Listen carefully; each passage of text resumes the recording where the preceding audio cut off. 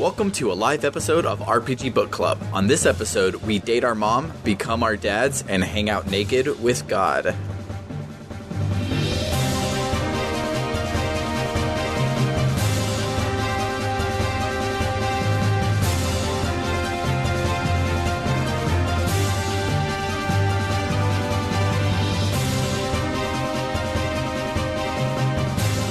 Welcome to RPG Book Club, the podcast where we play a little bit of a video game and talk about how it makes us feel. I am Sam Allman.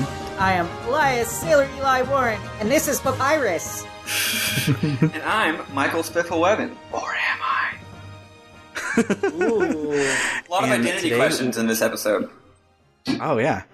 Today we will be playing the rest of Xenogears from Chapter 57, Promised Land, to Chapter 61, First and Last. But before we get started, how was everyone's week? My week was okay. I'm not going to talk about the stressful thing that happened because it's just going to stress me out again. Yeah. I think everything's okay. And it's just my anxiety being stupid. But my anxiety is stupid, and it won't let me think everything's okay. Yep, so that's the problem, isn't it? It's a great conundrum. Today, though, while I was playing Xenogears, one of my BFFs showed up and captured me and took me to see a horrible movie. What movie? What movie? We went to see the Nutcracker and the Four that looks Realms. like it's bullshit. It looks like ass. It's really, visually appealing in some ways, but... yeah, it's not a good movie. It's why are you trying to do some kind of MCU shit out of the Nutcracker? Who would rather just see the Nutcracker? It's the gritty, dark reboot of the Nutcracker. How can you possibly improve on the Nutcracker? Jesus. Certainly not by making a gritty, dark reboot of it. No, we had a good time. This is the friend that I also went to see Jupiter Ascending with. So we've just kind of made a habit of going to see bad movies. I don't understand the connection there. Jupiter Ascending is the greatest movie ever made. Wow, that's a hot take. It is not, but it is also not on the level, probably, I would guess, of a Nutcracker in the Four Realms. I have always wanted to watch Jupiter Ascending. I have the poster for it, and everything about it sounded like it to be something I would want. And then I wasn't able to see it the week it came out, which was long enough for everybody to convince me to not see it. So one of these days, I'll actually watch it and give my opinion on it. But I haven't yet. Money, I would bet that Sam doesn't like it. And is wrong about that, but Okay. I don't know though. It's a toss-up. I'm not surprised that Eli doesn't like it. With Sam, I could go either way, but I think I would land on you don't like it. Yeah, I would think so too. I tend to like a lot of things just in general. I know that I've been moderately negative on Xenogears, which is demonstrably good, but for the most part, I tend to like things. Yeah. The guy who plays Newt in the Fantastic Beasts and Where to Find Them is a character in Jupiter Ascending, and it's okay. It's not so bad. It's good acting. It's not like Nick Cage. Everyone says it's bad acting, but actually he's a genius. No, it's bad. It's straight up bad. It's just bad. I do love it, but not love it in a way where I think it's actually good. It sucks. A lot of shit. In Jupiter Ascending is an awful actor. And he should not be allowed to live. Wow. That's that might be going a little far there, but I will say that a lot of Jupiter Ascending is just hilariously straight up bad. But it's not offensive, so it's okay. Yeah. We'll take what we can get. Yeah. Anyway, for reasons I cannot disclose, I will not allow dunking on the Wachowskis today. I agree. I love the Wachowskis. They can do no wrong. Well, speaking of people who can do no wrong, and also how my week was really, really bad. Nice segue. What was so bad about it? Thank you. I don't think you shared. So my week was really, really bad because Stan Lee passed away this week. Yeah. And that was really, really crappy. So it's the way I deal with mortality, and sorry if I start using red chair psychologist type speak, because I did talk with my psychologist about this yesterday. But so the way I deal with it is I like to boil down and think of a certain moment, what does it mean to be that person or whatever. So like, for instance, with my Meemaw, she had like the full 3-day extravaganza funeral, and I don't remember anything that happened at it except for at her graveside service, everyone was like, okay, you can talk about Meemaw and say what she means, etc. And her, and the youth pastor at her church is like, I know this makes me sound petty or whatever, but I really hope that she gave you guys the secret recipe to her cookies because I'm going to miss her cookies. And that was mourning Meemaw. Like, that was it. Like, the rest of it was just like people talking in a church somewhere, but that was Meemaw's funeral for me. Mm-hmm. And so to do that for Stan Lee, I played a crap load of the new Spider-Man game and it's really, really good. And like, in a perfect way. So I come home from the errands we ran yesterday and I put on Spider-Man and I start playing, and then it's like about time for bed. I'm like, all right, I'm just gonna, after this cutscene, I'm gonna go to bed. And that cutscene was the one that had Stan Lee's cameo in it. Aww. And it kind of was just like the perfect thing to do. So it was dope. It was really sad, but Spider-Man's really good. Right. Definitely deserves all of the hype. Cool. And so one thing that I think is funny, like, to get to talk about the game for a second, is being an open world game, there's a whole bunch of like waypoints for you to go and interact with all the time. And instead of being like, oh, you have to find the 50 spider coins floating for some reason in New York City, you find all of the backpacks that high school Spider-Man would stow his clothes in when he had to turn into Spider-Man and forgot them places. And so every time, like, Spider-Man opens it up and he's like, oh, this was like my corsage for prom, or oh, this was a menu that me and MJ took on our first date and stuff. And it's like really cute and hilarious that Spider-Man lost 55 backpacks in high school. God, like, how much did he spend on backpacks? Like, Jesus. I don't know, but it's amazing. That owns. I love that.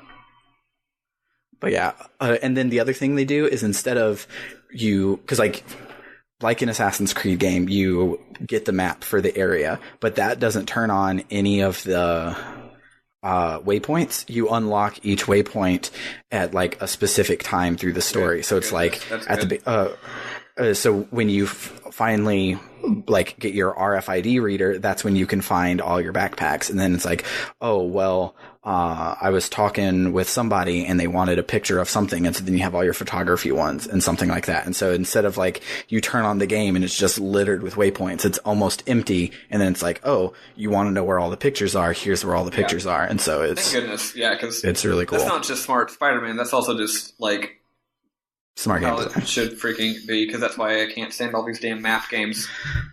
Yeah. I ever since I 100%ed the first Assassin's Creed, I was pretty much done with map games. Yeah.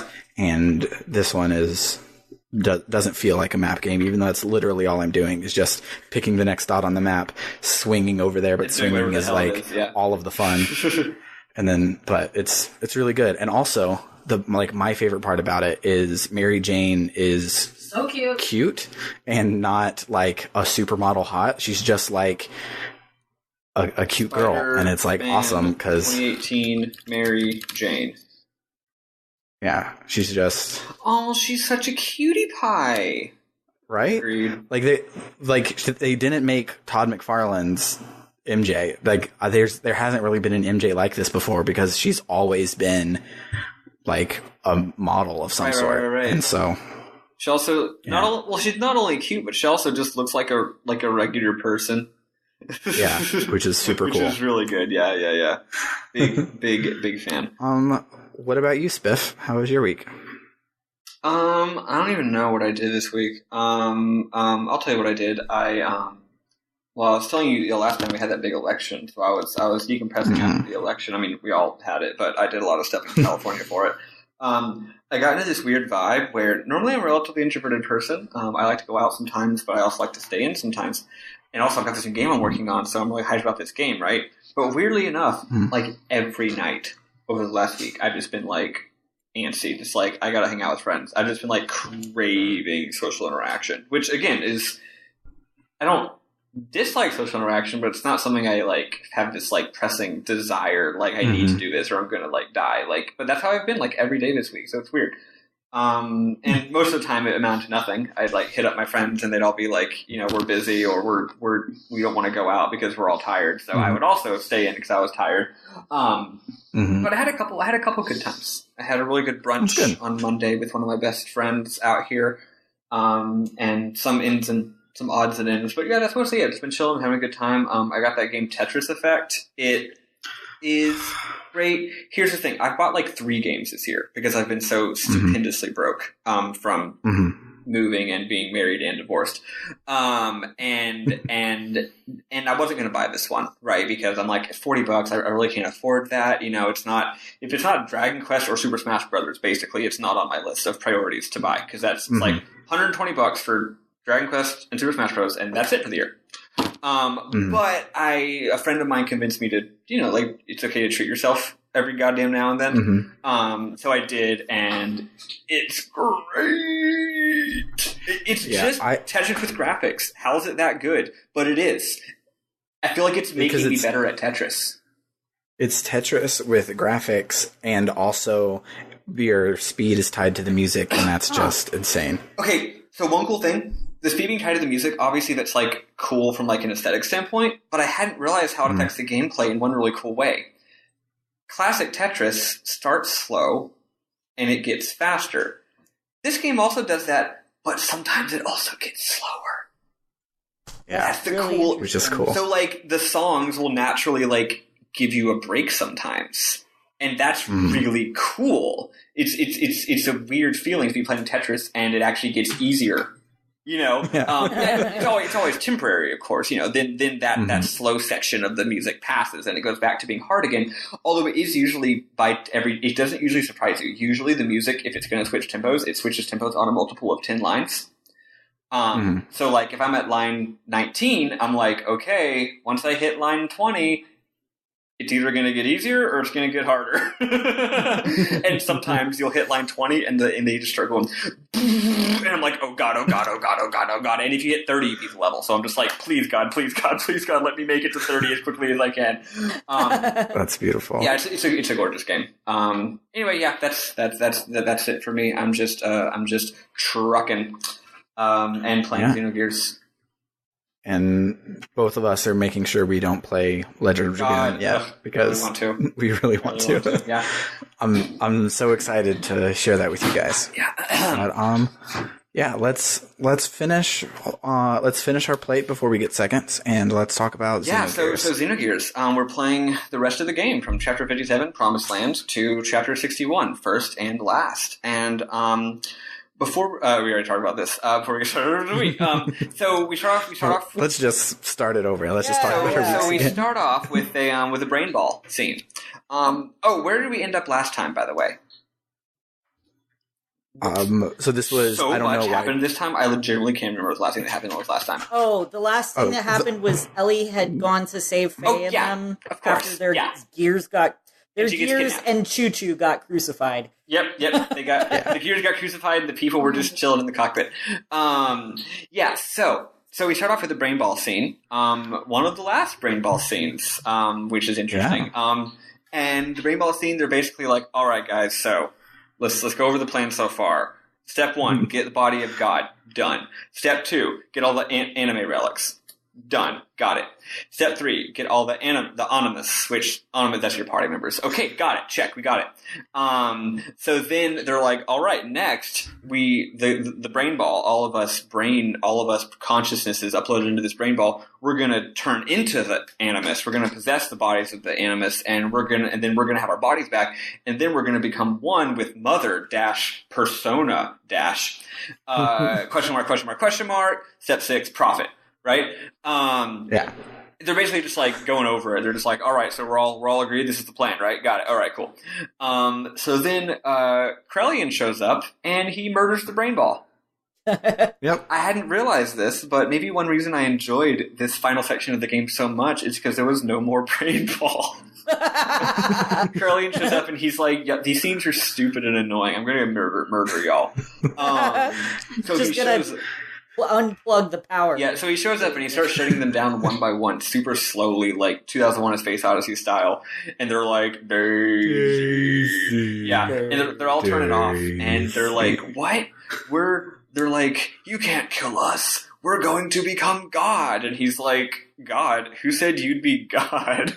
And then he goes, we are humans. We are created. We are created to be terminal interfaces of God. Man cannot become God. We can only entrust ourselves to God. And I'm like, get it? I think Krelian. Yeah, Krelian kills the it's Krelian. Yeah. I want to make sure I wasn't using the wrong name. And they're all like, you can't unplug us. It'll erase the high score.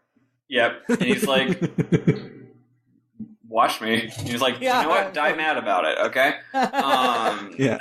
Now I will be the best at Frogger. Yeah. So then you learn about the ARC plan and Project Noah. I wrote. They just briefly mentioned that's what that was all along. Because they're like, it turns out what their plan is they're like, we're gonna reunite with God, but then we're going to get everyone and go on a big spaceship and take over the galaxy. And that's what their Project Noah is. And he's like, no, that's stupid. I'm going to kill you. What it really was is they decided they needed one more time to reference something else from the Bible before the game was over. Exactly. Although it's like, okay, ARC plan? That makes sense because it's like ARC is just a generic pronoun or a generic noun, but like Project Noah, like, wait, do they have the story of Noah in this universe? Like, what? Right. Actually, you know what? That makes sense, because if this is really our timeline, just way in the future on another planet, like, maybe they found out about the ancient Earth legend of Noah. Anyway. Maybe. So then there's a, where's the Ramson Miang? Oh, that's a little bit later. Cool. Yeah. So important note from last time. We were talking about, Graf, and Graf shows up because when Elly got kidnapped, Graf shows up and it's like, Faye, you suck, basically. But we didn't address one important thing. He says that the reason Faye is still weak is because he doesn't have wrath, and he's like, you need anger, you need wrath in order to unlock your true power. What he's saying is it's because your bracelet locked away id, right? Yeah, like instead of dealing with your problem, instead of dealing with your person with your psychological mental health issues, you just suppressed it and locked it away. Like, you need to get some therapy and unlock your true powers. Okay, so I just thought of this. This is a slight bone to pick with id. So if id is all of Faye's wrath and he has it locked away, why is Faye still just like, God dang it, I'm going to punch this computer to death? Well, I think wrath isn't the same thing as just being mad like in a normal person way, right? I think it's the super, super negative, evil, like hatred and desire to kill. Well, actually, I think it's the opposite, because remember how we keep joking about how like you learn about how the Nazis are like unimaginably evil, and he's just like, that really ticks me off. Well, that's why he doesn't get as mad as you'd think, because that's his job. It burns my biscuits. He's just like, that really gets my goat right there. I don't like it. I don't like it when they do that. I don't much care for it. Yeah, I ain't for it. I'm against it. That reminds me. So yesterday I was talking about something, and I told Summer that this person at my job was given what for, and she had never heard that before ever in her life. Really? Because she's from Chicago and not from the South. Hey. And this is my PSA to not marry Yanks, because they'll never understand you. So what happens is Faye's still sad because he's weak. And he's like, ugh, I can't beat him. And Wiseman shows up. And he's like, not with that attitude, you can't. That's not the way that he says it, but that's basically what he says. And he gives him like a pep talk. He's Wiseman, you know. So 2 weeks later, they found Elly. Turns out for the last 2 weeks, the bad guys have been up to building God's Ark, Merkava, like you do, just building God's Ark. I don't know what this is supposed to be, because it's called Merkava here, but if you look at the track titles of the Arranged album Creed, which is brilliant, and I'll be pitching it multiple times in this podcast, because you have to, if everyone who listens to this doesn't listen to that album, I haven't done my job. Anyway, it's called Melkaba so it's got that LR merger with the Japanese, but also it's also Melkaba with like BAH. Merkaba. So who knows what it's, which is But that's also like there's no V in right. So I don't know which of those is actually correct. Who knows? There are four. I would need to know what I would need to know what they're referencing. Right? Probably some Kabbalah thing. Anyway, so they're like, let's go to God's Ark Merkava, and because this is disc 2, it's like they go there, and the elements are there, and you see the elements outside of Merkava, and they're like, hey, we're here because we don't like how Ramses is being manipulated by Miang and Krelian. Like, our allegiance is to Ramses. We're not bad. We're just Ramses's gals. We're his gang. We really want to, and Faye or whoever is like, well, we're kind of on the same side. Like, we both want this to, we both want what's best. And they're like, okay, so they don't fight you, which is cool. So then you meet Ramses, and he is on one. Like, how fake, how like Elly gave him a big pep talk about how he's a big dumb baby and needs to stop blaming other people and get a damn therapist. Well, he didn't. He's the same. He's like, I'm weak, I'm trash, Faye is my only reason for existence, blah blah blah blah blah. And they're just like, dude, you don't have to be like this. Can you not? And he's like, no, I can't not. And then even the elements show up, and Dominia is like, Ramses, can you please stop? Like, we're here for you. We love you. You're not trash. We're your buds. Look at these 4 girlfriends. Look at these. You have 4 girlfriends, man. Faye's only got 1. But he's got 3 boyfriends. Faye does have 2 boyfriends, so that's true. So is 2 boys equal to 3 girls? I don't know. I'm counting Krelian in that. Oh, okay. Even though that was technically Lacan. That's definitely true. He's got 3 boyfriends. Okay, cool. Although, does it count as lots of boyfriends if you've been reincarnated a million times? It's like cheating. Everyone's your boyfriend and everyone's your girlfriend or your mom or your dad. We basically could just end the podcast right there. That's what we find out over the next 3 hours of gameplay. Anyway, point is, Ramses will not be deterred, even though his literal 4 girlfriends are yelling at him to like be regular for once. So you fight him. And even though this whole game has been he's a pathetic idiot and his fights are stupid easy, this fight's not stupid easy. It's not trivial, but I mean, it's not like hard. You don't like lose. Well, the Ramses part it's not too hard. No, it's hard enough that you have to pay attention because you better be saving your fuel and health for the next fight. But actually, I think the second time I fought it, I actually almost died on Ramses. It was like, since I beat him the first time through, I was like, I got this, and then I stopped paying attention, and then I almost died. So yeah, it's cool to see Ramses, I don't know, being good at fights for once in his life. Anyway, you beat him. Without Miang's help. Yeah, exactly. And usually Miang sucks too. So anyway, you beat him, and I don't know what he does. I think he just runs off. He's just like, okay, bye. He doesn't leave. He's still there, but he was real salty. Yeah, you just go past him. You're like, okay, bye, bitch. And you go on to the next part of the dungeon. And then you go through this weird little lab, and they're like, what's this? And they're like, oh, this is where Ramses was created. Oh, wait, yeah, here's where we get all the flashbacks. Sorry. So Ramses' deal. Here's what it is, okay? We already basically know he's a clone of the Emperor, but we get these flashbacks of him being in a tube, and he's literally just a brain in a vat. But apparently, even though he's a brain, he can still listen. He can still hear, even though he doesn't have ears.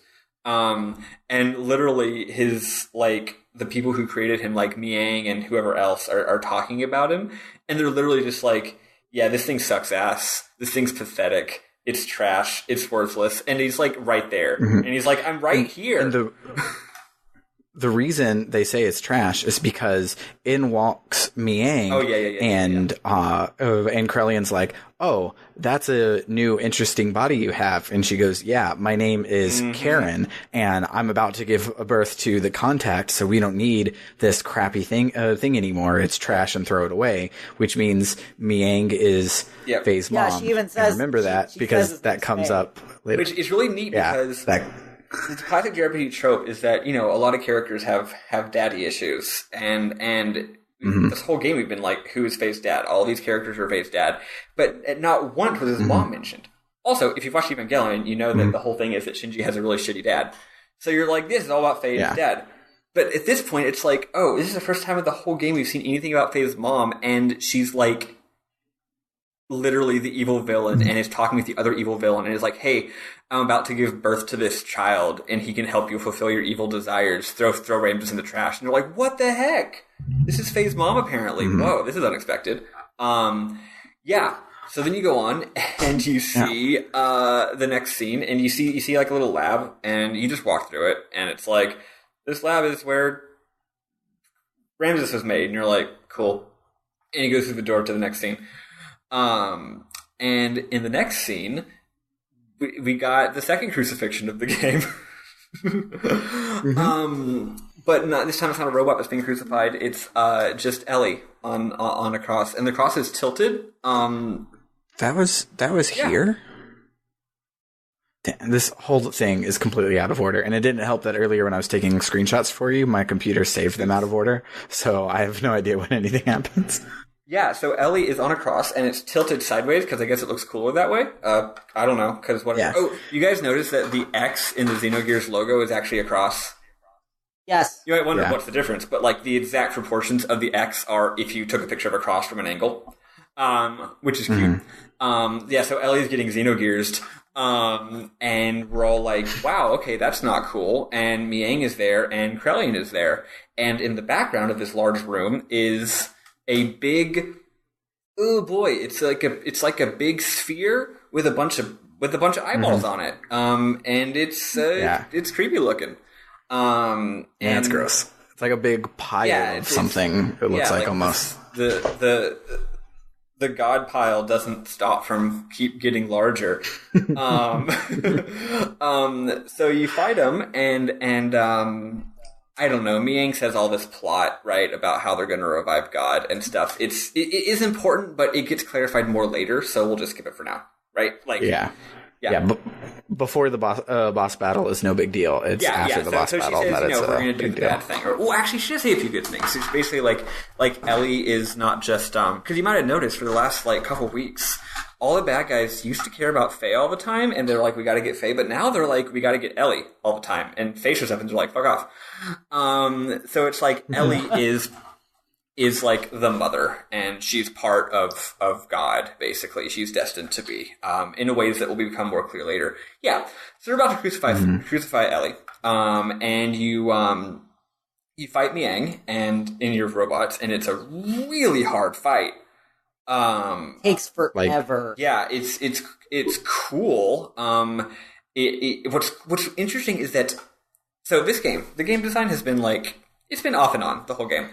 I feel like it's on here because these two fights both require significantly different loadouts, but you have to make a loadout that works for both fights.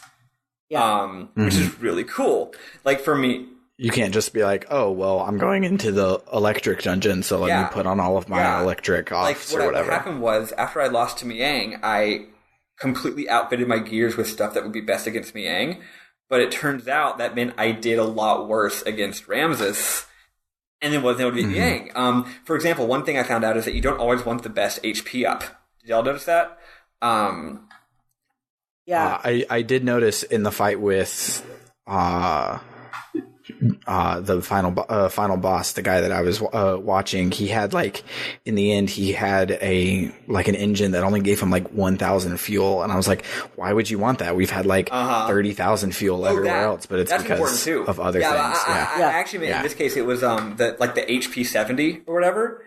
So originally I was like, why would you want an HP 50 when you could have HP 70 or 90? And then it's like, HP 70 takes too much fucking fuel. Literally, you don't have enough fuel to damn use it. Yeah.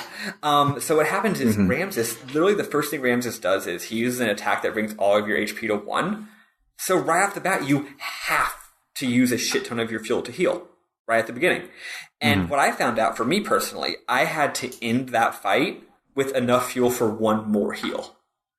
So I had to be able to use 2 heals over the course of those 2 fights, which meant I had to use HP 50 instead of 70. Because 70, if you use it once, you don't have the fuel to use it again. And that's just one aspect of it. There's a lot of interesting aspects to these fights that I quite enjoyed. For mine, what I did basically was, so after the Ramses fight, I was real low on fuel because I had boosted through it. So what I did was, when Miang uses her ether attack, if you have not attacked her, it does 0 damage. or at least it was doing 0 damage to me. And then, so what I would do is I would have one person attack her once until she used it again, and then I would wait, and I would just use charge over and over and over, because charge restores a little bit of fuel. And then eventually use your death blows. Yeah, and I was trying to get my gears into an infinite mode. Oh, that's a good idea, too. Yeah. And then when they were in infinite mode, they were charging 10 times as much fuel for 3 turns. That's pretty smart. So I got my fuel up enough, and I hit her enough times, like, you know, that I would get to a point where I could do like a level 3 death blow. Yeah. And then I would just go back to recharging. Yeah, for me it was, cause so the way it works for those who were listening is every time you attack her, her defense goes up and her ether attack goes up. And for me, she did not do 0 if I attacked her none, unfortunately, but she would do not a lot, right? So yeah, so what I did was, so basically the more you attack her, the more your attacks aren't going to do damage, and the more she's going to wallop you when it gets to be her turn. So, as a compromise, I attacked twice per cycle. Because your first attack does full damage, and your second attack does pretty good damage. And then when she wallops you, it's not a ton of damage. It's manageable. And then you charge. And you hope that you can charge enough to heal at least once during the battle or whatever. Or maybe a third time, depending on who you're playing with. Also, since it is all ether, so that's the thing. The reason I almost lost to Ramses the second time was because, I was like, oh, well, I can't use any boost during Ramses. And also, I have to have only ether defense because Miang has a nasty ether attack. So I lost all my physical defense. But then that made me actually almost lose to Ramses. Anyway, it's just a lot of fun. And I just we don't talk about the game design much, but I just wanted to stop and highlight it because I think they really did a good job on this climactic fight. I had to use my brain a lot. Yeah, they also did the thing where you technically fought Miang twice because the first time she kicks your butt because she's super awesome, but then that becomes untrue because Krelian gives away her weakness and you fight her again. Oh yeah, right? Yeah, absolutely. Yeah. That's what I thought your notes were talking about then, and I remember that happening. But the more I talked, I was like, maybe I'm not actually right. Sorry. No. Yeah. That's just a joke. That's fine. Yeah. So what happens is you beat Miang. And you're like, hey, we beat Miang. But then in classic RPG fashion, she gets right back up again. And Krelian's like, you fools. Unless you can decompose her atomic structure, you don't stand a chance. And I'm like, oh, wow, way to give away your weakness, dude. All I gotta do is decompose her atomic structure. that was what I meant there. Also, there's a couple of choice lines. Because because there was one of those either this week or last week, and I couldn't remember if that was this one or not. Anyway, also Krelian goes, you're a bunch of stupid fools. It's almost as if you're all clowns. Which is... These are synonyms. Which is real fun. It's got the best lines. Also, Miang is like, everyone's gears like become deactivated or whatever. Or no, she's going to capture all of them. And she's like...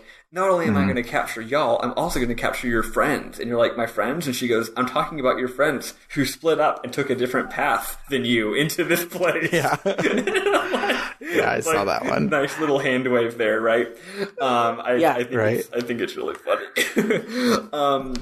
Anyway, so she's regenerating with nanomachines. So what happens is Deus... the big thing with the eyeballs behind us, that's Deus. That's the final boss. That's God. Mm-hmm. So he makes everyone's gears freeze up, and then he absorbs all of their anime relics, because it turns out those were all the pieces of God that it needed to regenerate. But first they had to sink. So it's like, it needed the relics, but the relics weren't activated until... They weren't like charcoal activated until they came into contact with the party members.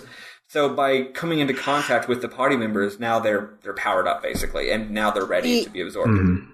And we should have done the thing that we talked about in Sailor Moon, which was get one anime relic and then go hide in a mountain for the rest of the time. Well, to be fair, at least in this game, we didn't actually know the bad guys needed the anime relics. We just wanted them because they made our robots better. That's true. So we were getting them for our own reasons, and then they're like, so basically, it's half the JRPGs have a twist at the end where the bad guy's like, "You fool, you were doing the thing I wanted you to do all along." You know what I mean?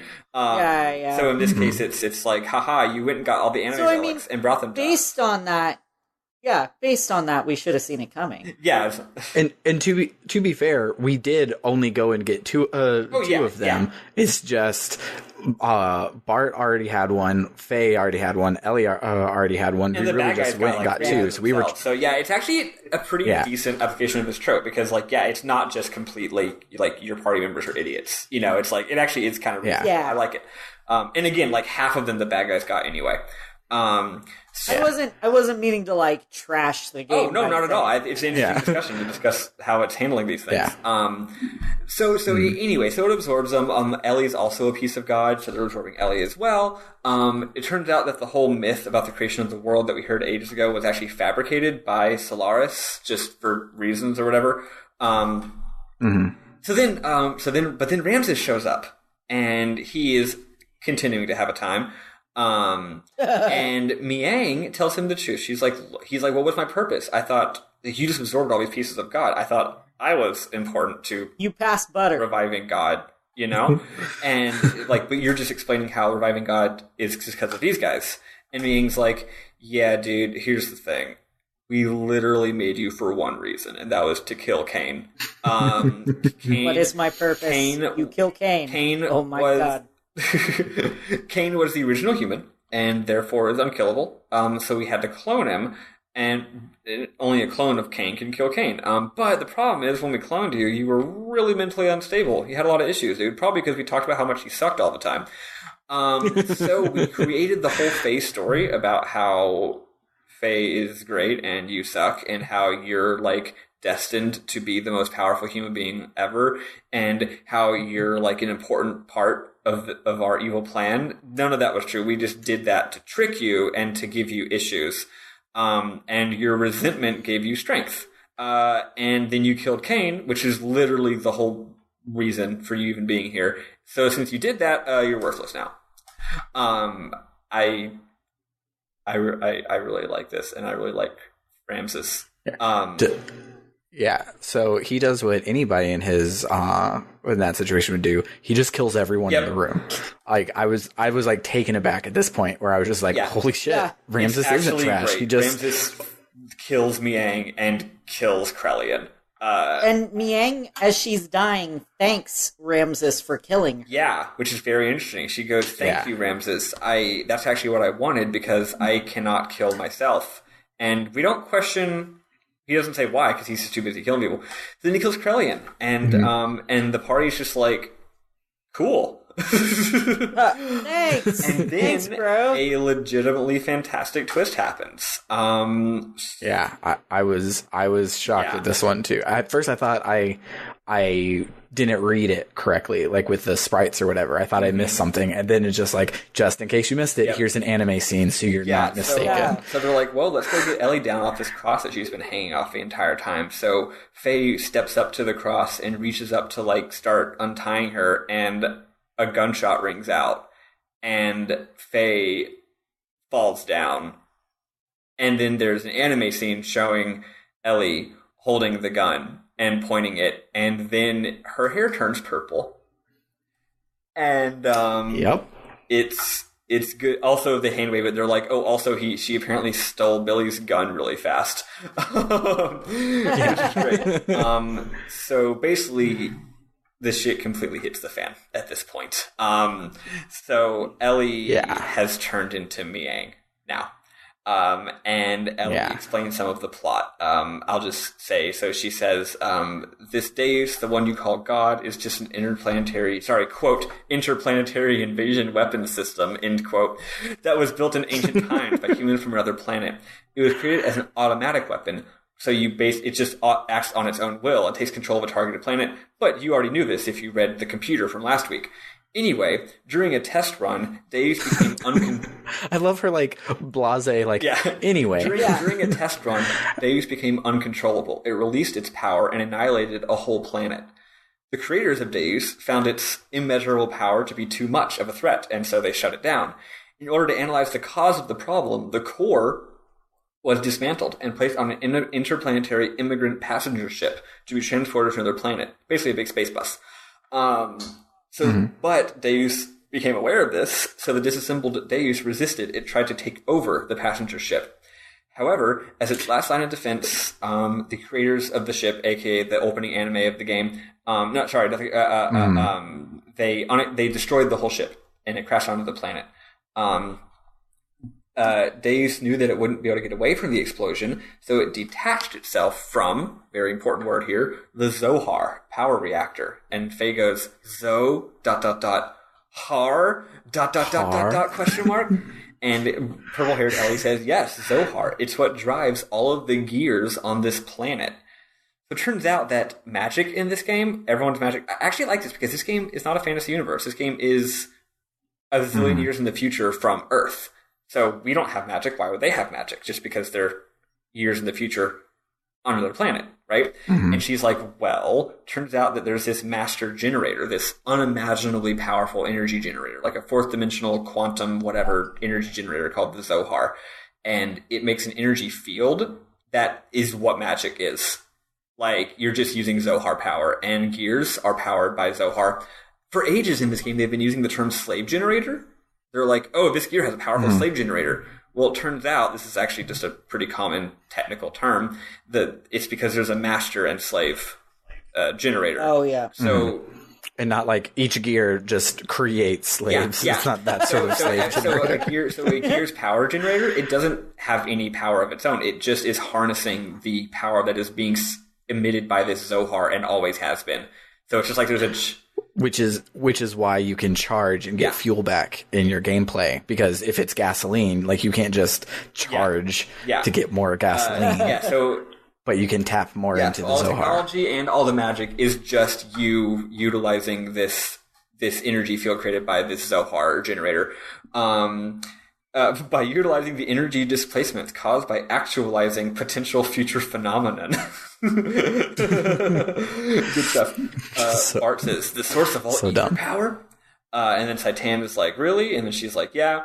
But wait, there's more. And then here's the really interesting thing. The core that was attached to the Zohar, the biological computer Katamoni, crashed onto the planet.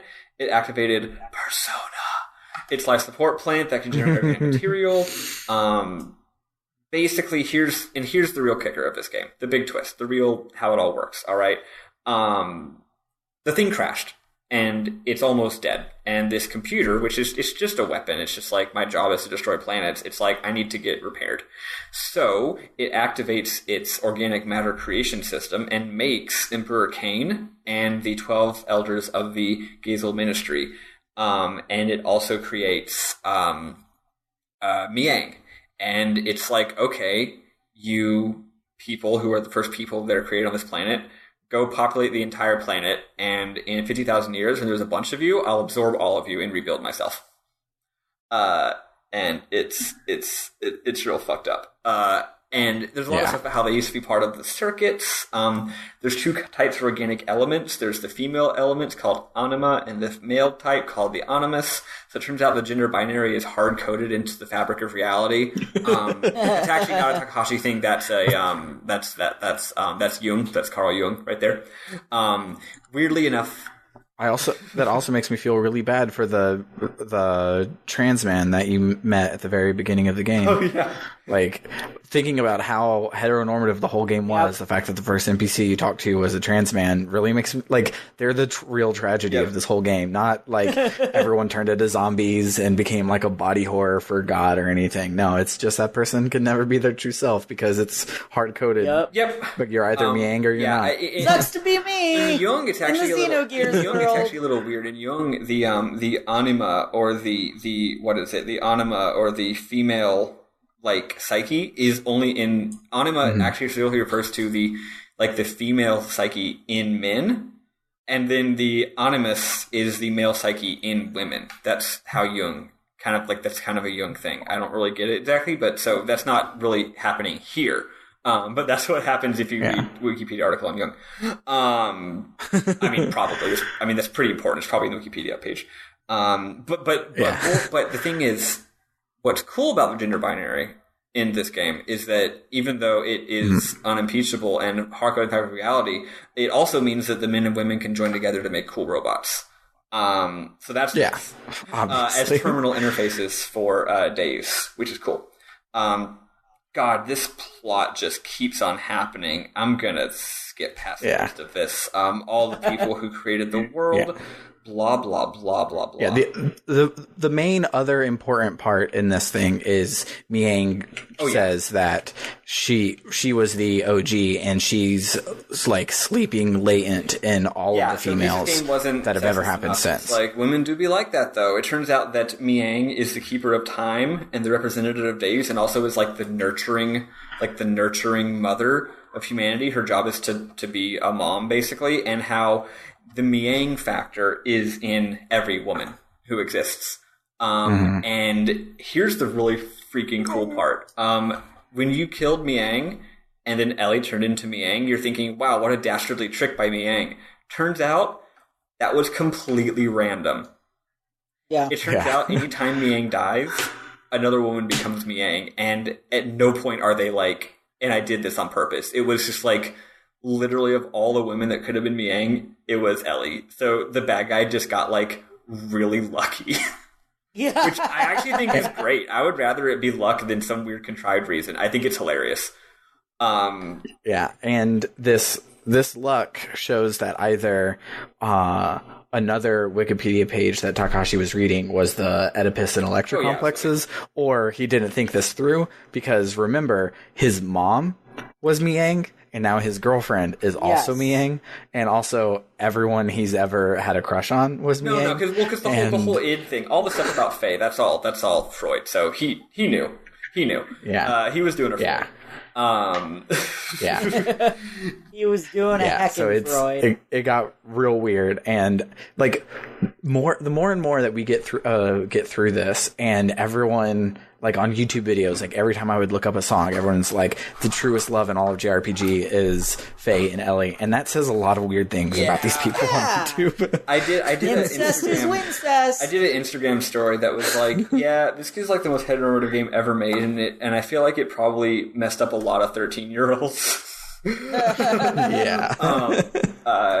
But yeah, so that's what happened. So you thought you were going to save the day, but then your girlfriend turns into the bad guy, and she, it's bad.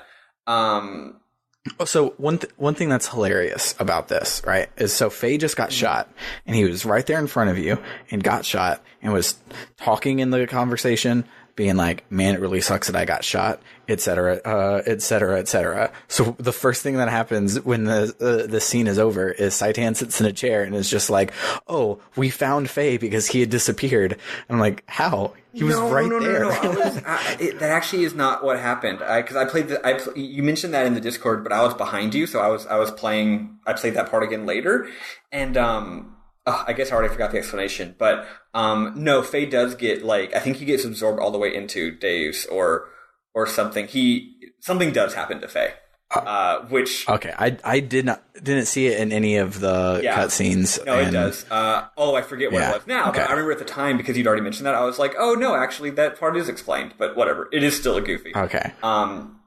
Yeah.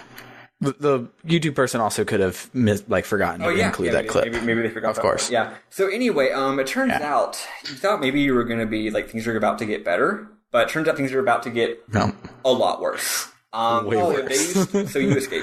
Deus starts absorbing. So now Saitan is in the rocking chair explaining the plot, and Deus starts to absorb all the mutated people. And so here's its job. All the mutated people, those are the parts of God. Because those are the true humans. All the non-mutated people are just a threat, and they shouldn't be there. So, it's set into action. Deus starts making a bunch of seraph, which is just, seraph angels. They keep calling them seraphs, but it should be seraphim. Come on, it's not that hard. Open a Bible. So the seraphim start killing everybody. Then they find Faye with his Weltall, and they find where Merkavo originally was. Faye was in suspended animation. He didn't regain consciousness, so then they decide that, hey, you know how just earlier we were going to put him in Carbonite, and then we decided that was inhumane? Well, actually, we're going to do it.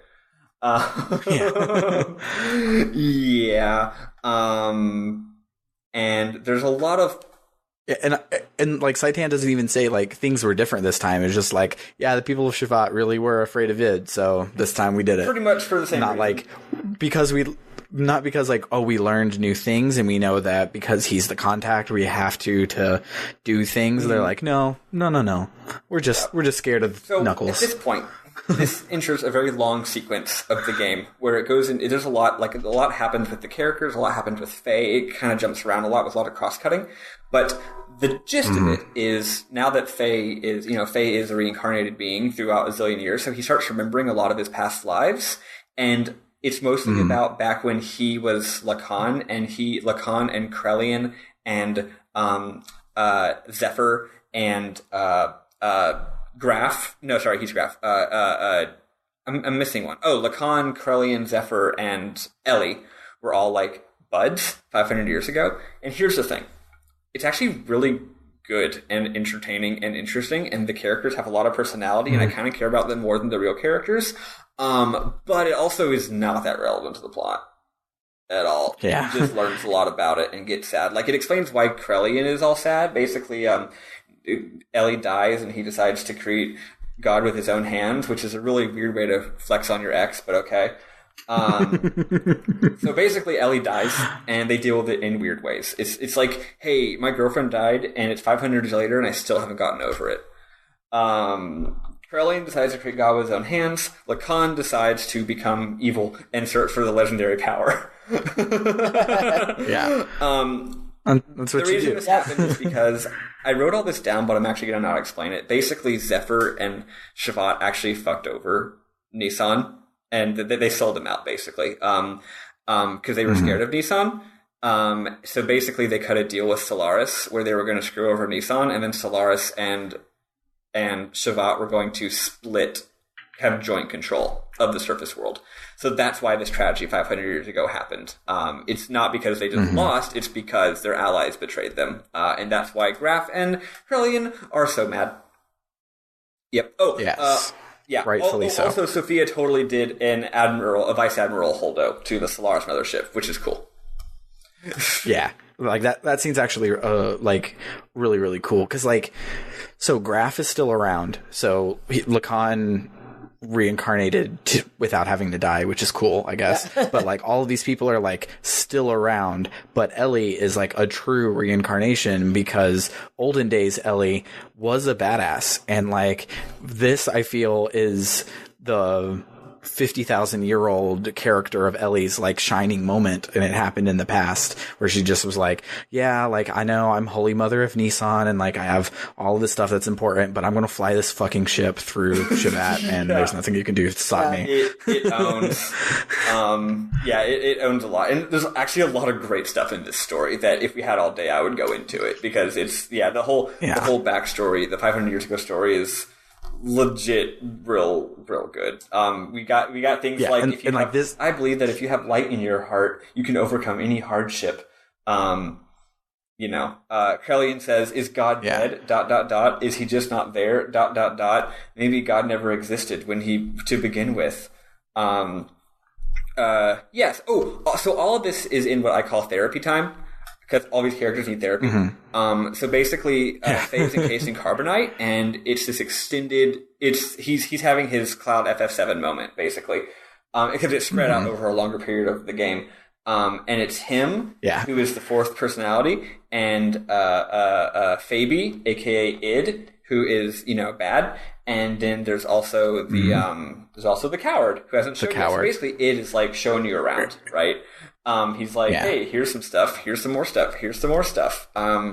So eventually, hey, this is your life. Basically. Eventually Faye breaks out of the carbonite, and when he breaks out of the carbonite, we get a return of our favorite young Pennywise shows back up, and he says the stupidest line in this game. Like there are a lot of stupid lines, but I can confidently say that this is the dumbest line in this game. And he's like, "What's that? Face stuck in carbonite? Let me prey on his weeping face as if it were an idol! ! Heh heh ... As if I would! ! Sure. Fucking damn. It's funny, Sam. Those are words. I hate that child. It's funny, Sam. I'm realizing now that all of the parts that I told you to take notes because I didn't. I actually have screenshots of all of that, and it's all the same screenshots you took, except that we're both just skipping it. We're just like, whatever. Yeah. I noticed that too, looking through your things. I was like, where did he need me to take notes? Because I'm seeing all the stuff I got. Literally the same screenshots that you already uploaded. we both took pictures and both independently decided that the stuff wasn't worth talking about. Yeah. The only other one that's important is the last thing that Faye does before he wakes up, or he thinks about, is he's Lacan and he's going in to talk to Elly or a Miang or something, and he has this custom sprite, and it's the best one, and I'm sad that they saved it till right now. But he's just like shrugging like this back and forth. This has actually showed up like already in the game, actually. Yeah. I never noticed it, but it's here for the rest of the game. And I know about that stupid animation that he has, so I was watching out for it. Yeah, he's used it maybe 2 or 3 times. It's so good. Yeah, he uses it pretty much every scene from now to the end of the game, and it's so dumb. It's so good. So Faye, there's also a lot of backstory about how like what happened with Graf. So yeah, so the gist is, we were always joking like, is this Faye's dad? Is this Faye's dad? Turns out Graf is not Faye's dad. He's Faye. But yeah, as Sam was saying, turns out you don't have to die in order to get reincarnated. Which is a pretty interesting twist, because it's like, surely this couldn't be Faye, because that's not how reincarnation works. Mm-hmm. Yeah, like, when you're thinking of, it's like, okay, well, he fights just like Faye, so he's Faye's master, he's Faye's dad, he's Faye's best friend. You never think he fights just like Faye because he's Faye. It turns out in this game, literally everybody's Faye. So basically, there's some backstory about how he went far north to the northern crater, and he found the Zohar down there, and he made partial contact with the Zohar, not full contact because he's not the real guy, and he that's what made him all powerful, made him become Graf and stuff. So Faye, after breaking out of the Carbonite, also goes north to make contact with the Zohar. And Party follows him, so they all go north to have this scene. Here at this scene, a lot of wonderful stuff happens. It's actually great, but I'll skip most of it because the only important part is the part with the wave existence. I mean, it's actually all very important, but whatever. There's some really epic cutscenes where like a volcano goes off and the Zohar shows up for the first time, and it's, like I said last time, it's the monolith from 2001, but it's golden and has a weird, like, all-seeing eye in the middle of it. And it turns out that not only is it an all-powerful generator engine, what happened was when it activated, it gets its energy from a higher plane of existence. It's literally like, oh, this fifth dimension that exists, which is like some ethereal plane, I'm going to like tap into it and suck that energy and use that energy to make robots. And which is what energy has always been for. Yeah. It's just to make robots. Yeah, so it turns out, though, that when it created this pathway called the Path of Sephiroth to go to the higher plane of existence, it ended up entrapping basically a creature or a being called the Wave Existence. And the Wave Existence is the only thing in this game that could literally be called God. Deus is like a god, but he's really he's Lavos from Chrono Trigger. He's a very powerful monster, right? Which I guess in old-timey times is sort of like being God, but in this sense, it's not a god in a spiritual sense, right? He's not supernatural. But the Wave Existence is a higher dimensional, omniscient being. But he doesn't want to be here. He wanted to chill in his higher plane of existence, but now he has been trapped in this vulgar, lower physical plane, and he is trapped in the Zohar. This energy, and he's like, "You need to destroy the Zohar and set me free." Basically, it's cool. It's extremely Gnostic, and that is the important thing that's going on here. The reason, so it turns out Faye, the original Faye, because he's been reincarnated a million times, turns out that when he was on this ship. This ancient ship called the what's it called? What's their ship called? The Yggdrasil? No. The actual old-timey ship. The Babel Tower one. Yeah. Anyway, it's weird. They say it like twice, and then they don't like keep saying it. I don't remember. Yeah, whatever. When he's on the ship, turns out that this random passenger on the ship, this young boy named Abel, ended up weirdly enough making contact with this being. It's like he got too close to the Zohar or something, and he made contact with it. But being a young child, he was scared, and the only thing the young scared child wanted was his mother.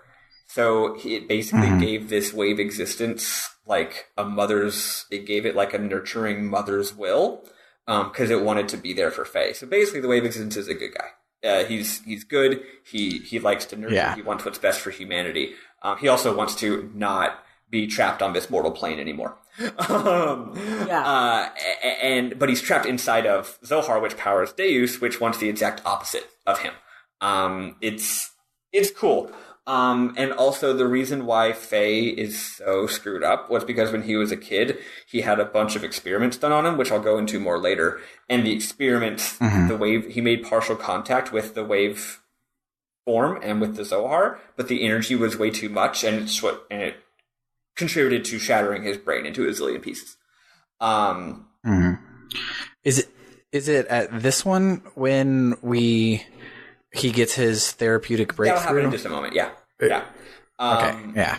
I didn't remember if they split that up over a third. Oh yeah. I mean, it's a lot phase of brain thing or not? Because he's cross cutting between this and then the party being at the Northern Crater doing shit, right? So then the party shows up and Graf is also there, and he reveals that he's Faye. And then at some point, Wiseman shows up and reveals that, shocker, he is in fact Faye's dad, because none of us saw that coming. We've only been calling him Faye's dad for like the entire thing. Yep. Yeah. And so like this reveal is like more obvious from the very beginning of the game that this is the twist or whatever.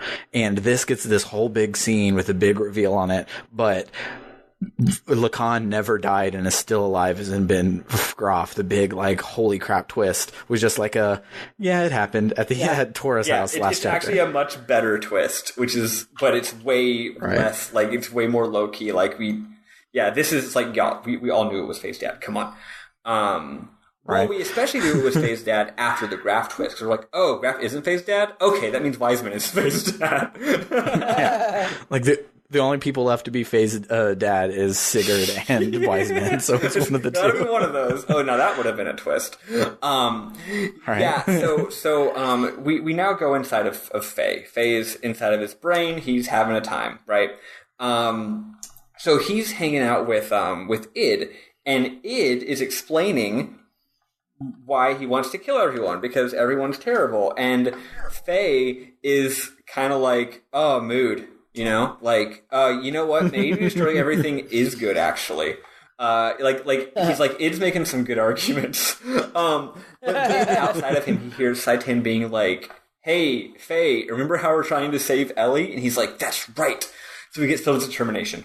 So a lot of shit happens. And then he ends up like fighting Graf like twice or something.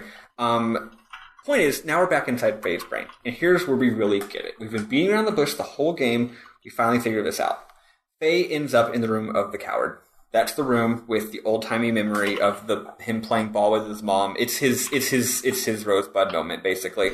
It says that the coward holed himself up in here and so the coward is the original Faye, and he created Id and pushed all of his negative emotions onto Id. Anytime something bad happened, the coward would say, hey, Id, you feel these negative emotions, so that way I don't have to.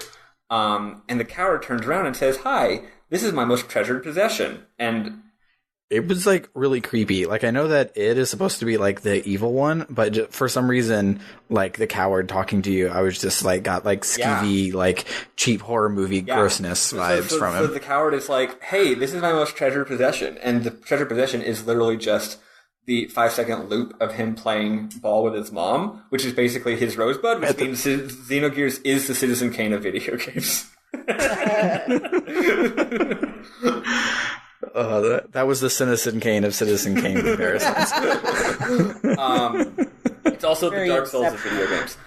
Is Citizen Kane the Dark Souls? Yes. Yes.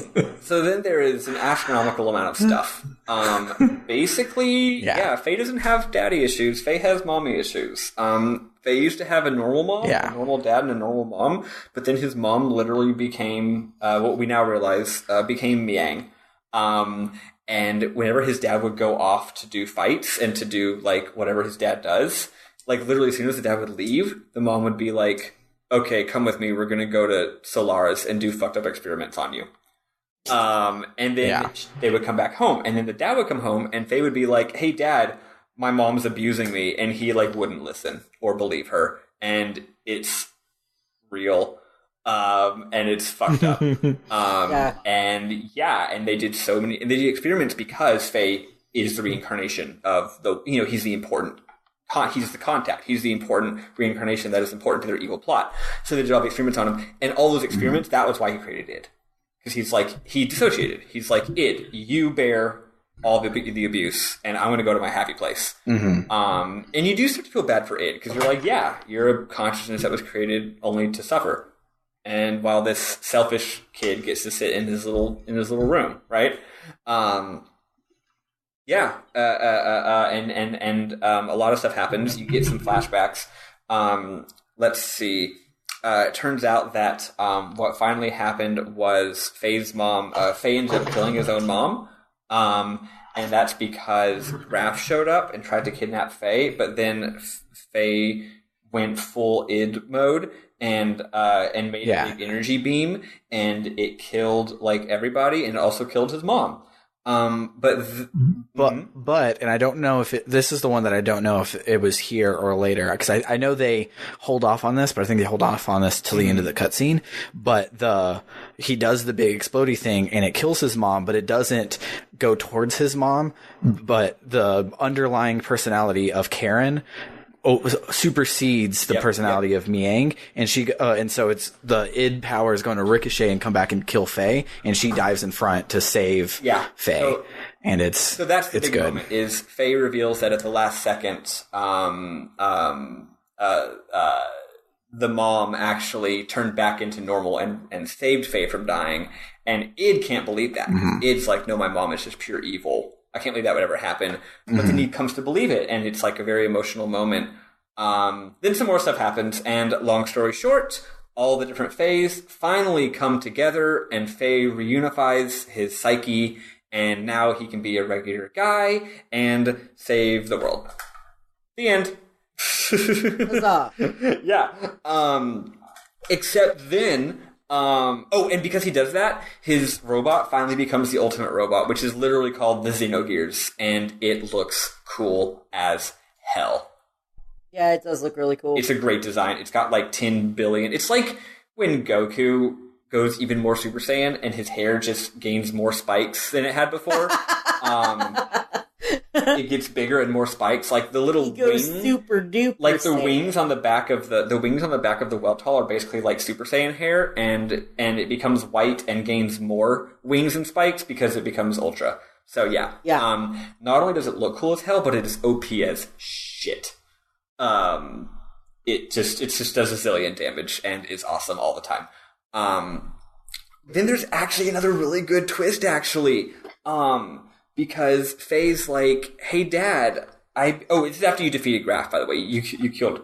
Or no, you didn't kill Graf, sorry. Graf's gone. He's not in the scene. So Wiseman's there. And Faye's like, Dad, I finally became good. I'm no longer id. Oh, yeah, that's right. So id and Wiseman had a long fight scene. That was awesome. It was a cutscene, not playable. They had a fight scene. But once Faye reunifies himself, he's like, Dad, I'm me again. And he's like... I'm proud of you, son. Now we are a family again. But then... You're gonna keep making that reference. But then an actual really good twist happens. Wiseman, grabs Faye and holds him really tight, and then he transforms, and it turns out that Graf and Wiseman are the same guy. And that actually... This was really not cool. A total assful, because earlier when we said that the whole how could Faye reincarnate without dying, it's because Graf didn't literally never die. Graf learned how to transfer his consciousness.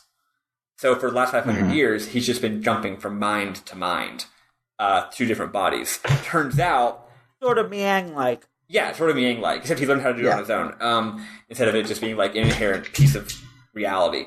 So it turns out that we have this one guy who is actually Faye from the past. This other guy who is Faye's dad. Turns out we've never seen them in the same place at the same time. And the whole time, Wiseman just is Graf. Graf took over Wiseman's mind, took over Faye's... So 500 years ago, Faye's brain, spirit, took over Faye's dad's body, and that's what it is. I think the idea is that it goes in and out. Like, I think sometimes Faye's dad thinks he is being Faye's dad, and other times he's actually the dormant Graf takes hold. Anyway... Yeah, it says that explicitly at the end of the scene, I think so. Faye's his own father. Yes. Yeah. His father? You mean... Which is somehow worse than his own grandpa. Yeah, so here's the thing. Turns out that the reason Graf became Wiseman was because what Graf really wanted to do was be Faye. Because he wanted to have his own body back, basically. So he wanted to become his own descendant. So he's like, okay, Faye, now I'm going to put my mind into your body so that ancient Lacan can become modern Faye. So basically just everyone just wants to be or already is Faye. And so I'm like, what idiot called this game Xenogears and not I want to be the same guy? So then I want to make that game now. I want to be the same guy. I want to be the same guy. You just absorb everybody else. That's like Katamari Damacy. You're like a giant Fae, and you're rolling up all the small Faes. It's like Katamari. Exactly. So at any rate, so then he tries to fight Faye, right? Like the person who is Graf, but also Wiseman tries to fight Faye, and Faye's basically like, back when I thought you were just me, I was going to kick your ass. But now that I know you're also my dad, I could never kick my dad's ass. I can only kick my own ass. So he's conflicted. And then Graf is like, they're like, dude, Graf, why don't you just like, why don't we just destroy, why don't we just kill Deus? Like, whatever. We're on the same side. We both want to destroy Deus. And he's like, no, actually, Miang will keep being reincarnated, so the cycle of history and violence and war will continue. The only way to stop it is to destroy everything. And I'm like, that seems counterproductive, but okay.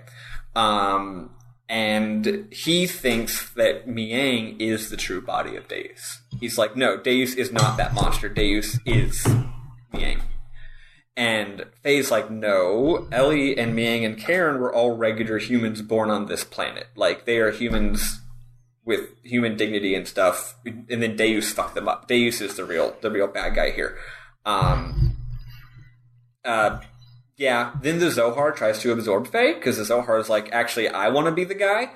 But Lacan, and that's because Faye was the first piece of the Zohar to be separated, aka being that little boy. When that little boy made contact with the Zohar, he gained the first little bit of the wave existence, his brain inside of his brain.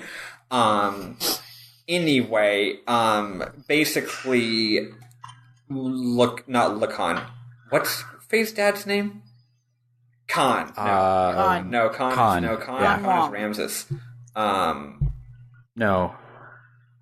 Whatever. There's too many dads. Ramses is Karam. That's right. You're right. Kar and Khan. Yeah. So Khan, Faye's actual dad, his consciousness came back at the end, and basically, instead of Faye being absorbed by the Zohar, he jumps in and it's like, I'm going to be absorbed by the Zohar. I'll only make partial contact, but it'll buy you time to escape. Yeah. And they escape. And then now that she's merged with Deus, Elly will have all of her genetic memories forever, which means Elly now remembers being Faye's mom. And since Miang is in all women, it turns out that Faye's the number one woman respecter here, because he's not just going to rescue one woman, he's going to rescue all women. Hashtag yes all women. Exactly. Hashtag yes all. Gonna save every woman in the world. Yeah. Then there's some more plot that doesn't matter. Actually, I already said it earlier. The stuff about how Abel, the little boy, survived the crash. One hilarious thing. They're talking about how there's genetic memory, right? There's a certain line where someone, maybe Miang, maybe Faye, who knows, is like, humans can't normally store memories in their genes. But this is different. And I appreciated that because genetic memory is the most bullshit pseudoscience thing ever. So I love how one of the characters acknowledges, like, no, this isn't actually how it works, except for in this situation. Yeah. Yeah, you really think that back in the day, right? Yeah, which is so weird. Yeah, back when they didn't know anything about science, they thought maybe genes stored memories, and then they eventually learned enough about science to realize that that's stupid. But yeah, so they kind of like, it's almost like Takahashi being like, guys, I know that's not how it works, just, okay? God, that's finally all of the plot. The only plot left here is now to defeat the final boss. Yeah, so this is the point of no return. Go and do side quests where we actually get to play Xenogears instead of watching Xenogears. You get to go to the world map. It's great. Yeah.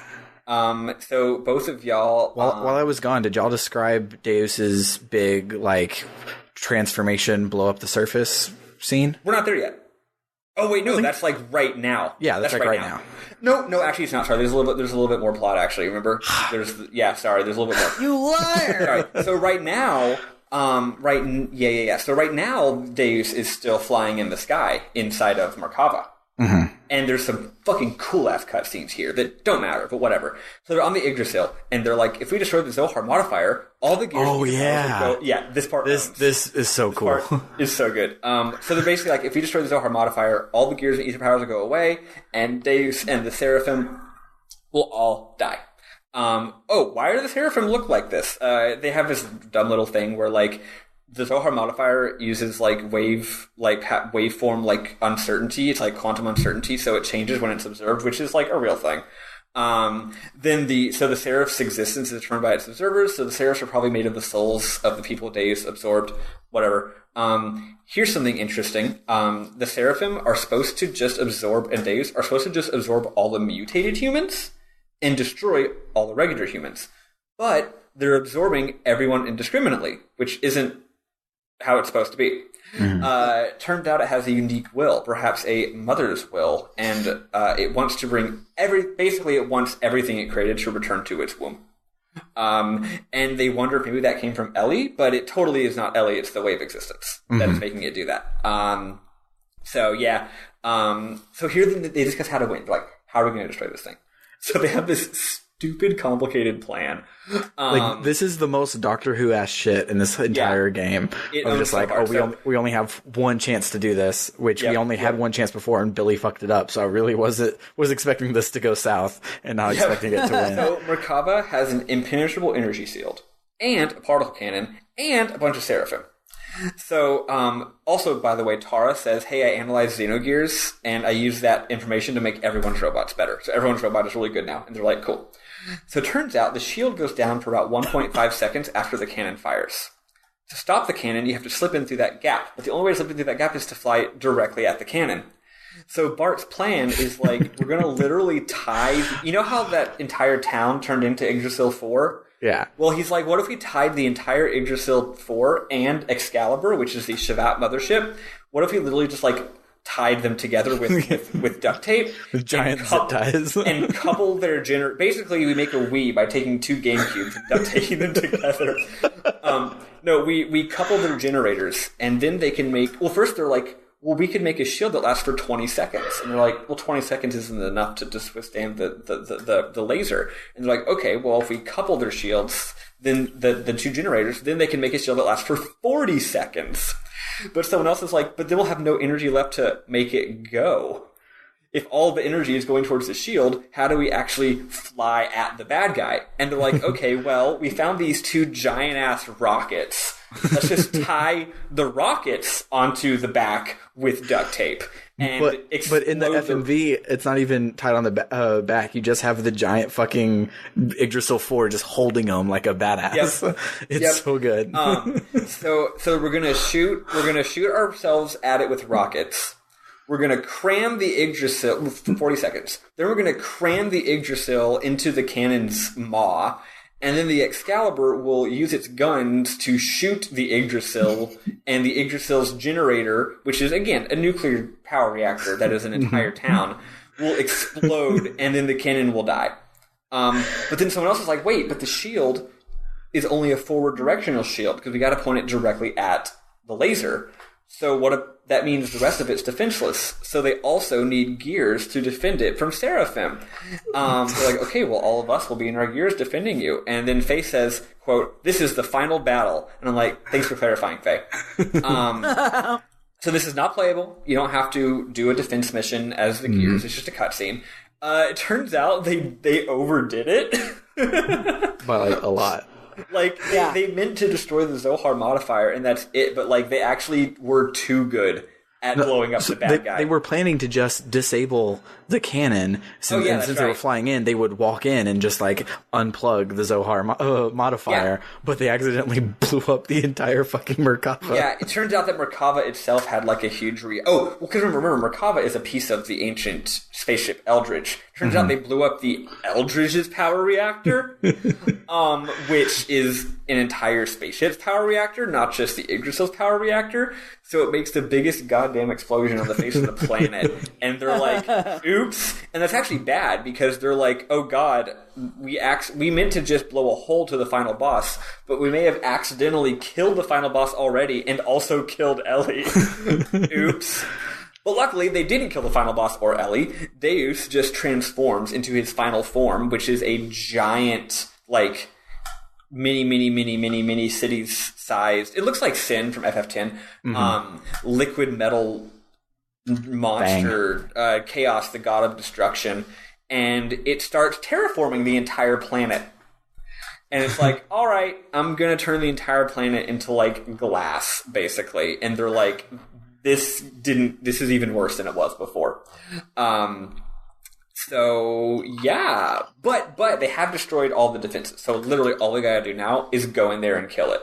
Which is hard, but at least it's doable. Yeah. Then they retreat back to their base on Hoth. So there's a final town in this game. It's the Snowfield base. I think it is maybe the best town in the game. I love the design of it. I love all the NPCs. Every NPC designs from every other town in the game have come together in this town because everyone in the world is coming together to put aside their differences and live in this one town because the population of the entire world is like 200 people now. Yeah. But it's thankfully cool. It's all the named characters from the game. The only people it's all the people we know, so it's fine. Yeah. Wait, a bunch of NPCs, but but all the random NPCs are like, it's like character models from Ave, from Kislev, from Shabbat, from Solaris. It's cool. And there's children running around everywhere. There's this really cool room. It's like a command center where everyone's at computers doing command center meetings, but the kids are running around the whole time. And they're like, God, these kids are annoying. And they're like, yeah, but like the kids are literally what we're fighting for. There's this one mom who is at a computer, like presumably typing and doing work, and next to the mom is sitting on the desk, is sitting on the, like right next to her on the bench is her kid sitting next to her. It's cute. So, at this point, there's a bunch of side quests. Some of them give you some really good equipment that's super OP that you need to beat the game, and then you go and you beat the game. There is one very, very important plot side quest that takes place in Zaboam. Did y'all two do that? Yeah, the YouTube videos I was watching did it, and it was really cool. Nice. I didn't see the Zaboam one. I just did the lighthouse. That's the one I'm talking about. That's what that is. That's Zaboam. Yeah. So you go in... so you go to a lighthouse, and you go underground in the lighthouse, and you're in the ancient Zaboam civilization that we saw briefly earlier, where we got Emeralda, and it's like a city. Like you're in your gears, but it's like a modern day looking city with streets and parking lots and like apartment complexes and high rises. And all I knew was I got to be like Godzilla. Yeah, you're like Godzilla. And so what happens is you're going around in your robots, and then you'll see like a little bitty door to like a building, and you get out of your gears and you go in the building, and it's like, oh, this is a hotel. Oh, this is a restaurant or something. It's cool. You meet Joe, who has the best shop in the game. Yeah. He sells an accessory that makes your gears just insanely powerful. I bought 6 of them. I bought 4 of them, but that's enough to shuffle around my characters. Or 3 rather. Yeah, it's like, it literally just increases your attack power by like 350 or something. Jesus Christ. It's fucking insane. Yeah, Yeah, it's ridiculous. And then you can also buy a Z charger, which makes it where when you charge, instead of going up by 10, your fuel goes up by 500. Okay. Yeah. And it's extremely expensive. I can only afford one. No, I can afford 0, but you actually get one in this dungeon. Nice. And you can also get, Sam, that's why you can buy armor. That's why you can buy an even better power generator that only has 1,000 fuel. Yeah. It's like, you only have 1,000 fuel, but it's insanely strong, and you can charge up half of it. Every time you use charge. Yeah. I did not go that route. I decided I can't quite afford that. I'm going to go with just buy those accessories that you're going to have at 350, buy one for each dude, buy one Z charger, and that's all I can afford. I don't feel like grinding. Hope for the best, right? So defeating Hammer the correct way, quote unquote, gives you a thing called a trader card. Yep. And what I did was I equipped the trader card onto Bart, and then I went around in the snowy areas and did some farming. And anytime I would come up across a pack of 2 or 3 of the really small guys, it was specific mobs, and I can't remember their names, but as long as I had someone with a trader card equipped, they would always drop golden berets or golden vests. Yeah, I read about that, yeah. And they would drop like 2 to 3 of them. So I just went around killing a whole bunch of those, and there was one point where I started with 140,000 gold, and in like 45 minutes of grinding, doubled my money. Damn. Nice. Eli, did you get the speed shoes? Yes, I did. God, I wish I had the fucking and trader I put card. them on Saitan. It's amazing. Wait, did you get more than one of them? No, I only got one. Dude, one speed so since you had the trader card, if you go to the area around Tara's forest house and go in the forest, there's a mob that drops speed shoes. Oh wow! So Sam, speed shoes are the most OP shit ever. It you know boost mode, like that thing you can do. Yeah. If you equip speed shoes, you're just always in boost mode, and it doesn't cost fuel. That's good. It's ridiculous. So That's it's real good. Magnificently OP. You get if you didn't kill Hammer the right way ages ago in the fucking game, then you can only get one instead of infinite. Yeah, I didn't know about going back to that forest to get more speed, which I wasn't about to do. Yeah, But yeah, so I gave it to Faye, obviously, right? Yeah, the video I was watching, he went to go battle at Kislev, and I'm like, I don't even want to watch this. I just skipped. If you battle at Kislev, you can get a lot of amazing items as well. So yeah, it's really cool. You know what? So I just noticed one of our guests left, which I mean, not like you know what? No, fuck you. You're banned from our podcast. I'm just kidding. Wow, that's our son. You can't tell our son. That's our son, you bastard. No, Matthew's still here. No. I was about to say it's fine, and we don't. Obviously, you gotta go. It's late, but I don't want more people to leave. Wait. Oh. Essie's the only one here. Oh, everybody left. My phone said that Matt was here until 2 seconds ago. Oh no! All we have left is Essie. Okay, sorry. So we got some surprises that we should share while it's live. So as you get to the surprise. So here's the thing. I've had a rough 3 months. My wife / spouse actually, leaves me, right? It's sad. It's a big hullabaloo. At first I'm really sad about it. Then I start realizing maybe it's for the best. Maybe it wasn't the best relationship. Blah, blah, blah, blah. I'm healing. I'm learning about myself. A lot of things. Then I had a Xenogears / Final Fantasy VII moment where I went inside my brain and there were like 4 of me. And it was very confusing, and I talked to my id, and I went to a little into a little room where I watched a little video over and over, except the video was Speed Racer 2008. And then I listened. Was it the entire movie? It was the entire movie. Did you watch the entire movie? I listened to Anoni, and then I listened to Anoni a lot, and then I listened to this one Mountain Goat song. This is all made up, by the way. This is a joke. These are real things that I like, but I didn't actually do all these things. Anyway, and then my entire self became reunified, and except unlike Faye, I didn't reunify with I didn't have the power of God and heteronormativity on my side. Yeah, I'm trans. Yay! So that's the big announcement for me. Sam, you're the last remaining cishet on the podcast. It's been a month and 1 day. since all this shit since I got this shit figured out. Something that's been been in development since like 2016 or 2015, and I finally figured things out, and it's really amazing and exciting. And I am Maddie now. Yay! And here's another 11. interesting. Did I tell y'all that? Did I tell y'all I locked that down? I forgot to tell y'all that. No. Sorry. Yeah, I hadn't made any decisions about pronouns. Well, I had a decision. I just wasn't ready to do it yet. I hadn't told anyone to do like different pronouns or name because I wasn't sure about the name, because I was like, I should probably put more thought into this, right? I shouldn't just go with the first thing I think of. But for reasons I won't go into here because it's too long-winded, I did decide to go with the first thing that I thought of. But it's a good name. So Maddie. Don't know the middle name yet. I am going to put a lot of thought into that one. I didn't have any previous ideas, so no. I thought of that. And an interesting thing we found out too, Maddie is the same age that I was when I came out as trans. Yay! Which is pretty awesome. So, which made me feel good. Yeah, better that was about 6 it. years ago now for me. Yeah. Another fun. So I could do like what politicians do with my middle name. I could be like Maddie, the Constitution.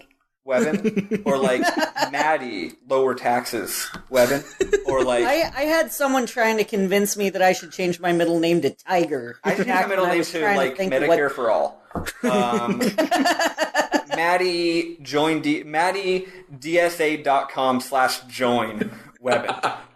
Maddie, we won't be erased. Maddie, Star Wars Episode 1 is the best Star Wars movie weapon. Wow. Or if I wanted to name myself after a popular messaging app that a lot of queer people like to use, I could be Maddie Line.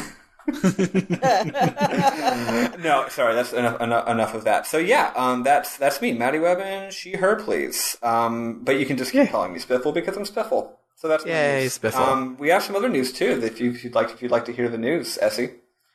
Yeah. Unless they want to wait till the end. Essie said yes.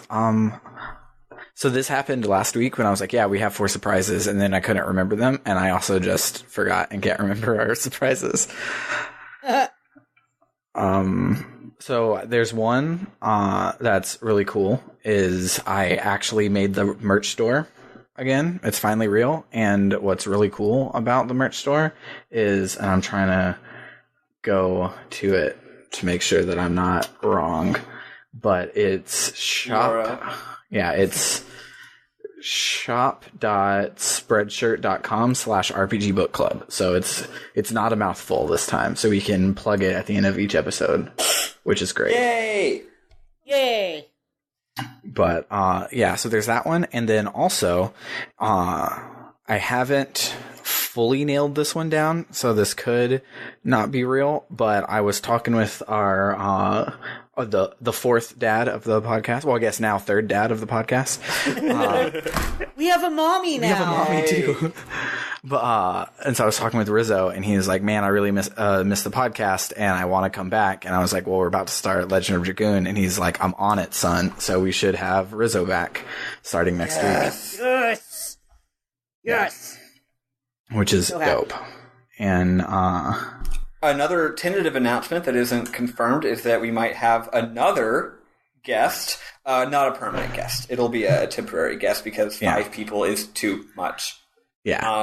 I might have asked this person to be a permanent guest if we didn't also have Rizzo coming, so never mind. I won't do that. Also, I don't think she could do it with her schedule anyway. But if we can finagle it, we'll have a 5-person episode at some point, probably in 2 weeks. Yeah. That won't be chaotic, and I will totally get plenty of time to talk. That's why we're doing Google Hangouts now. Just yell just yell a whole bunch. I don't know if you've noticed, but you've been able to talk a lot today. Just start hollering and don't stop hollering for the entire 2 hours. I can't do that. It's like physically impossible for me to just keep talking when someone else is talking and they won't let me. Like they just won't stop. I'm just like, all right, well, I guess I better just shut up because no one's gonna if I don't. Aw, well. You can, I don't know. I'm just holler, holler at you. It's fine. It's fine. Although now it would be like, hey, wow, a man is silencing a woman. Fine. Fuck! I'm kidding. Don't turn that around on me. I swear to God, I would never do that. That would be awful. That's Thank amazing. you. Oh my God. Yeah. But yeah, all the announcements. that was 4, so I think that was all of them. Okay, cool. I was really excited to share my news, obviously, and I wish I had interrupted the podcast to do it before everyone left. It's okay. They're all in the Discord congratulating you. As Essie passed it along, and everyone's happy for you. Yay! Good. Thank you, Essie. Yeah. Cool. Yeah. So let's end this damn game. Yeah, so what happens in Zaboam is no real plot information that we didn't kind of already know. You just get some real first-hand information about how Emeralda was created. You do get a nice little Christmas scene where there's a big Christmas Christmas tree, which is cool. I love all of the design of this dungeon and this area. It's all beautiful and extremely interesting. Turns out it's very, very much like these are people who only recently came to this planet because it looks very much like our world. Yeah, it's really freaking cool. And yeah, it's weird seeing Faye in a business suit. Yeah. I think that Faye in a business suit is actually really cute, but I do think that the bottom tier Faye is Faye in a doctor's or scientist outfit. Yeah. That is the worst. Yeah. Business especially because it's sprites, you only can tell it's Faye because they keep his long stupid ponytail no matter what he's doing. Yep. Reincarnated for a zillion years, but never gets better fashion sense. Right? So yeah, it turns out that this world had a slipping economy, ... rising crime, ... urban blight. So Zaboam was just America, circa 2018. They also could not stop having wars, and people kept rallying behind like fascist dictators, basically. Turns out Miang was the girlfriend of the prime minister and used her evil feminine wiles, because that's how this game is, to make bad things happen. Also, at some point, I guess because of all the wars, everyone stopped being able to have kids because their genes got fucked up. Yeah, so it's like a really cool like children of men situation. Yeah, it talked about how, like, because of, like, radiation and shit from the wars and also, genetic tampering to be, like, try and stay alive longer, they accidentally made everyone sterile. Yeah. Which is cool. So it's this really cool, like, again, extremely interesting backstory that I wish we got more of. So Faye and Elly decide to save their society by because no one can have kids, by being able to create organisms, creating some GMOs, right? Genetically modified organisms. So they make Emeralda, and Elly just wants to have a good time at Christmas, but Kim is mad about violence. I think there were some terrorists who, like, were being oppressed by the government, and he's like, they're terrorists, and Elly was like, well, that's the only way they have to express themselves, they're being oppressed by the government. And I think they blew up a reactor, and it made the hospital that Faye worked at lose power, and then, like, a kid died. I don't know. Faye, a.k.a. Kim, says everyone's stupid because humans are wiping themselves out. But then Elly is like, I'm infertile, actually. Am I also stupid? So then Kim feels bad. So then they make Emeralda. And then real Emeralda remembers all this and realizes that this person is not actually her real dad. It's just a reincarnation of her dad. But she thanks Faye for being a surrogate dad for her, and then they hug, and then with the power of friendship and hugging and nanomachines, Emeralda instantly grows up into being an adult. Yeah. She goes from being half-size Sprite to being full-size Sprite, and she has completely new moves and is super OP. And she was in my final battle party. Yeah, she was in mine too. She's cool as hell. Pretty dope. Yeah, she's cool as hell. That's it. Yeah. So you go to the final dungeon. You go through the dungeon. It's relatively lengthy, but not too lengthy. And you fight the final boss. One thing I thought was great is I think it's the beginning of the dungeon. It at least was like the first part that they showed me, but it's vertical and you're falling to get through the dungeon. Yeah. And I was like, it was Xenogears Dream Drop's Distance. It was Xenogears Dream Drop Distance. Wait, is that a reference to the actual content of the game or just because you're dropping? To the actual content. You go from world to world by falling into it, which is really cool. I didn't know that. Is that the Dream Drop? Yeah. Nice. And you're going the distance Yeah, you're going for speed. I don't even like that song. God, I love that song.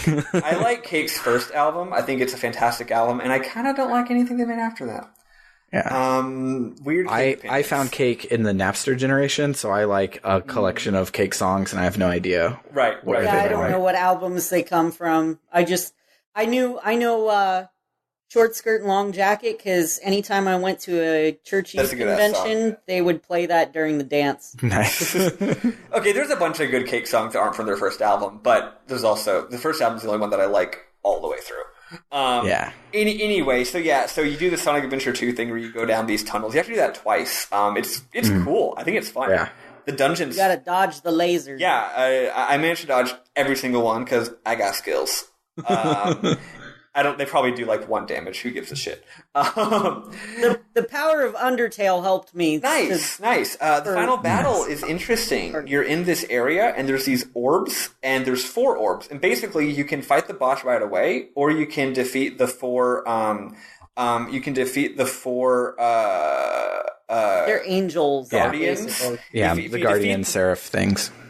Oh, I was trying to make a stupid Breath of the Wild reference. What are those damn guardians called? Oh, they're called Guardians. Yeah, Guardian Beasts. Yeah, if you defeat the 4 Guardian Beasts, then it'll cut Ganon. They'll make a big laser and cut Deus's health bar in a quarter, right? That's basically what works. Every sub boss that you beat, it means that Deus is no longer able to use that ability, and also it does have less health. So I think it goes from having 75,000 health to having 40,000 health. And also again, it can't use some powerful moves. Yeah, since I was watching at this point because I never wanted to go and do that 10-hour week twice. But so I was watching this guy, and for some reason he didn't cut out here towards the end. Like it was just a long play and not even the story cut for like the whole last dungeon.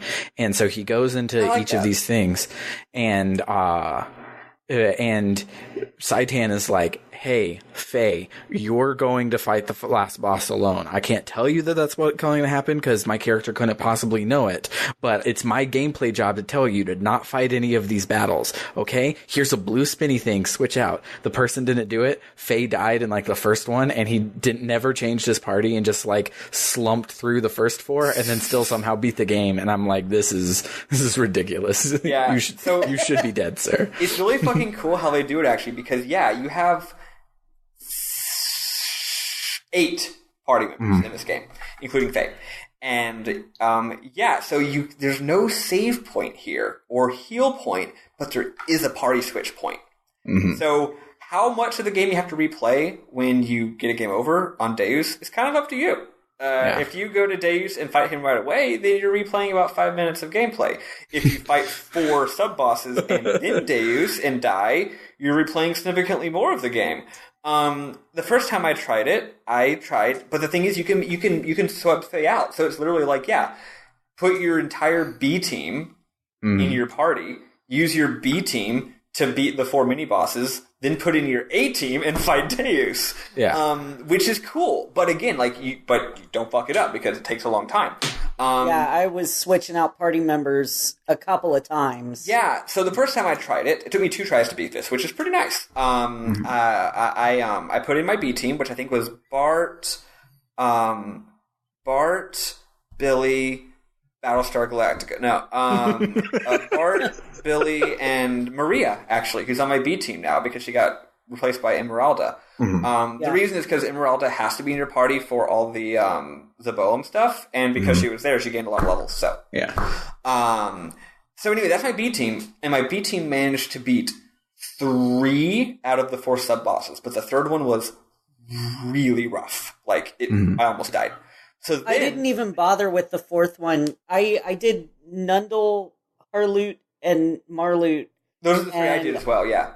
Yeah, I didn't bother with Metatron. So I beat the first 3, and then I thought I cannot beat the 4th one with this party. So what I did was I made not even my B team, my C team, which is what's her ass? Luffy, aka Choo Choo, who I had not used the entire game, and Rico. But then I needed another one. So I decided, you know what? Xenogears, Faye, is way OP and has a shit ton of fuel. I'll just do Rico, Luffy, and Faye. And he'll lose some fuel, but probably not that much. And I also gave him the Z Charger, thinking I'll make sure he's charged up by the time the battle's over. So I fight Metatron, and I game over. On fucking Metatron. Because it turns out I vastly underestimated how underpowered Rico and Luffy were. They were doing... I think Luffy was doing 0 damage. And Rico was doing not much. It turns out Metatron's not even that hard of a fight. At least it's not supposed to be. He's like the easiest or second easiest of the 4. So, second time around, I'm thinking, okay, ideally the strategy is you just beat 1 or 2, maybe 2 or 3 of them, and then like every bit helps, right? Instead, I just made a beeline for Deus. I'm just like, fuck it. So I do. The thing is, if you equip the right equipment, you're doing like 8,000 damage on a death blow, on like a triangle death blow. Yeah. So I'm like 50, 60,000 health. I do the math. I'm like, that's not that much health when you're doing that much damage. So I just fucking tried him, and I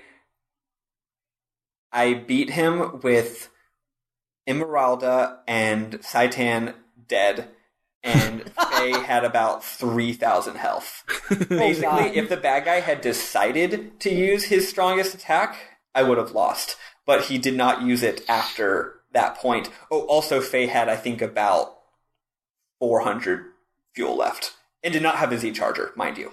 So yeah, I beat him literally by the fucking skin of my teeth, but I did. It was awesome, actually. It kicked ass. So the way that I did this, I originally went in and I had forgotten to upgrade everyone who was on my B team. Oh yeah, me too, for sure.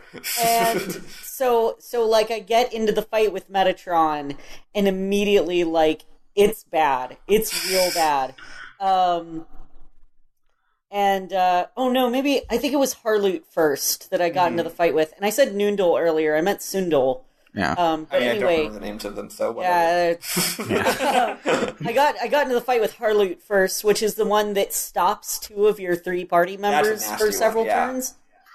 And Rico kept being the one who was up. Oh no! But he did such garbage damage because his gear wasn't upgraded, and so I was like, well, this isn't going to work out. I'm going to reset. I'm going to go grind some. So I went and did that. And then the next time I tried, that was when I got into the Metatron fight first. And I started going through it, and Metatron was doing too much damage. So it was like, okay, we're going to restart one more time. And this time I got, I think it was Marloot is the one on the floor. First. That's a weird fight. It's cool though. Yeah, it's just like a big angel rune. It looks like a Naru rune. It's like it's like literally like a 2-dimensional drawing on the floor. Because it's on the floor, it fights. You can't use death blows. Yeah, because it fights like a regular enemy. size all you can do is mob, stomp them with your feet.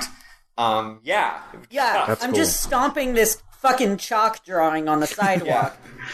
Chalk zone. And even if you get to infinity level, you can't use the infinity level death blows. You're still just stomping on it, which is annoying. But I got through that, and I had actually taken Bart, Maria, and Choo Choo for it, or Snoo Snoo in my case. Still the best name. So I had taken Bart, Maria, and Snoo Snoo, and while Snoo Snoo didn't do any damage, she can heal gears, sort of. Oh. It's not great healing, but she was doing like 1,900 It's non-trivial. health back. Yeah, so it was helpful for saving some fuel.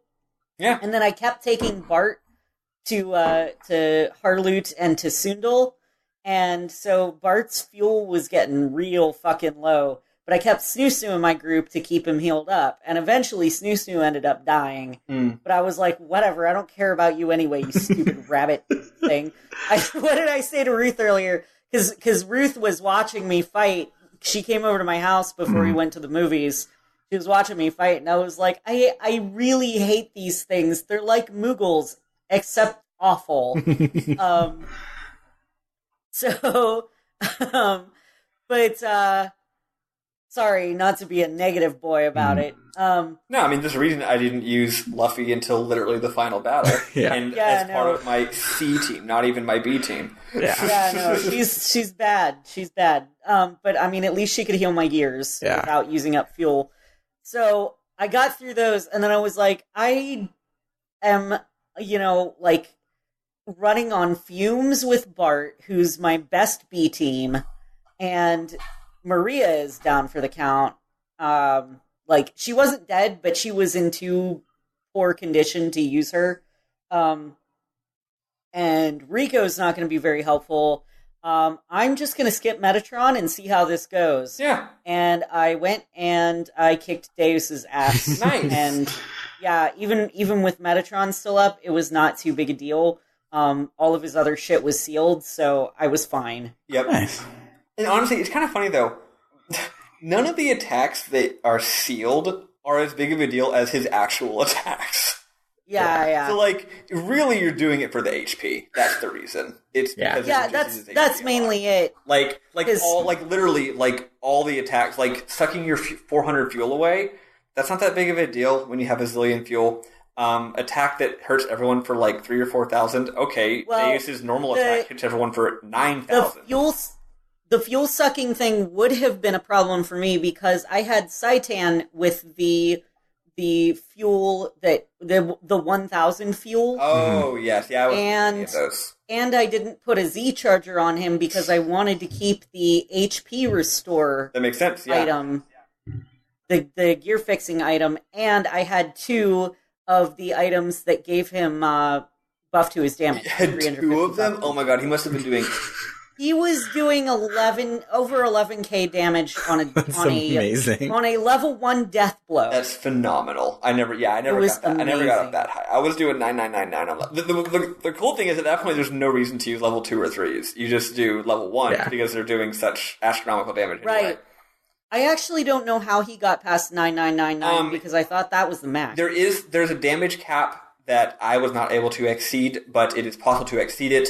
I think maybe for you, maybe it's just like if your attack bar goes over a certain amount or something. Who knows? So what it is, because it's death blows. The first couple thousand was from just his triangle, and then the second one was a 9999 from the other. Each move wasn't doing 9999. Yeah. Okay, right. You're totally right. Yeah. Oh, so the time when I did 9999 I must have missed my first hit. Yeah. Missed my first hit and then maxed out on the death blow. Yeah. Well, yeah, and that's what's cool about that is because, like, at that point, if your death blow is doing if your level 1's doing 8,000 and your level 2 would do 11,000, that's just wasted damage that you can't actually do. So you only just do level 1s after that point, which is great. Yeah.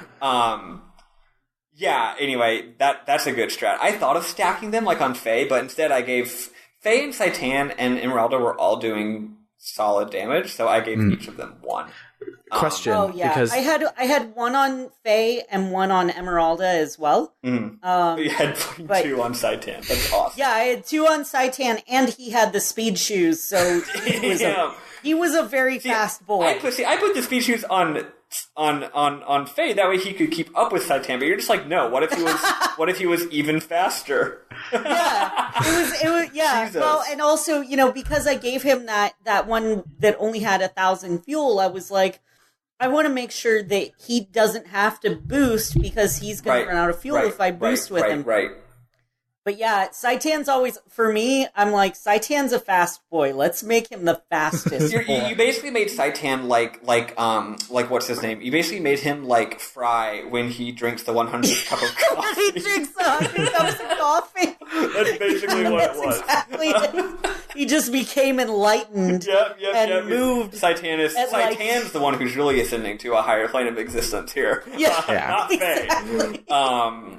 So, anyway, point is, you whooped Deus' ass. I did not, but I also did it a lot faster because I didn't even bother with the... Yeah, because you didn't bother with the angels. I was go big or go home, and it was a risk, and it worked, and I felt really good about myself. Oh, nice. I'm glad it worked for you. I was too scared. It was very scary, and I was like, oh god, I made a terrible decision. So after you defeat it, they're just like... So, real quick, unimportant, and I probably should have asked this back when it happened. When Saitan gets his on-foot sword, does he also get a giant sword for his gear? Yes. Okay, cool. I didn't know. In fact, so after you beat the Voltron version of the elements, they drop their sword. Okay. Machine sword. Okay. You can pick it up and you can equip it on Saitan.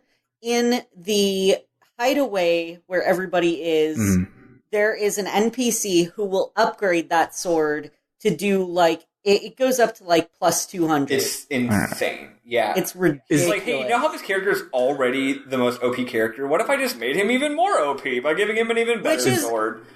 Right, which is why I beefed the fuck out of Saitan. Yeah, that makes sense. That's a good strat. I considered it and then didn't go with it. Is the golden shiny side quest sword a gear sword or a Saitan sword? I didn't do the golden shiny side quest. I didn't do that one either. Yeah, because there's two side quests, right? The one that's like the desert, the Dune Lord or whatever, and then the lighthouse. And I only did lighthouse because I didn't want to waste any more time. I would guess that it's a Saitan sword just because the Kijin sword that you get from upgrading the Kishin sword from the elements is so fucking powerful that there'd be no reason to have another gear sword. Yeah. Okay. Of course, there's no reason to have or maybe maybe Takahashi just is the same thought of Eli. And it's like, well, Saitan's already awesome. Why don't we give him another badass sword? Yeah. It's good shit. So you beat him, and they're like, we did it. We defeated the Zohar modifier. And then they're outside of Deus, and they're like, cool, what happens now? And all their gears stop moving, and they're like, this isn't bad. We expected this, right? All the magic is leaving from the earth. And oh no, now is Terra going to die, or is she going to turn into a full human? Nobody knows. That's a fucking good ass, man. What a good game. Anyway. It's such a good game.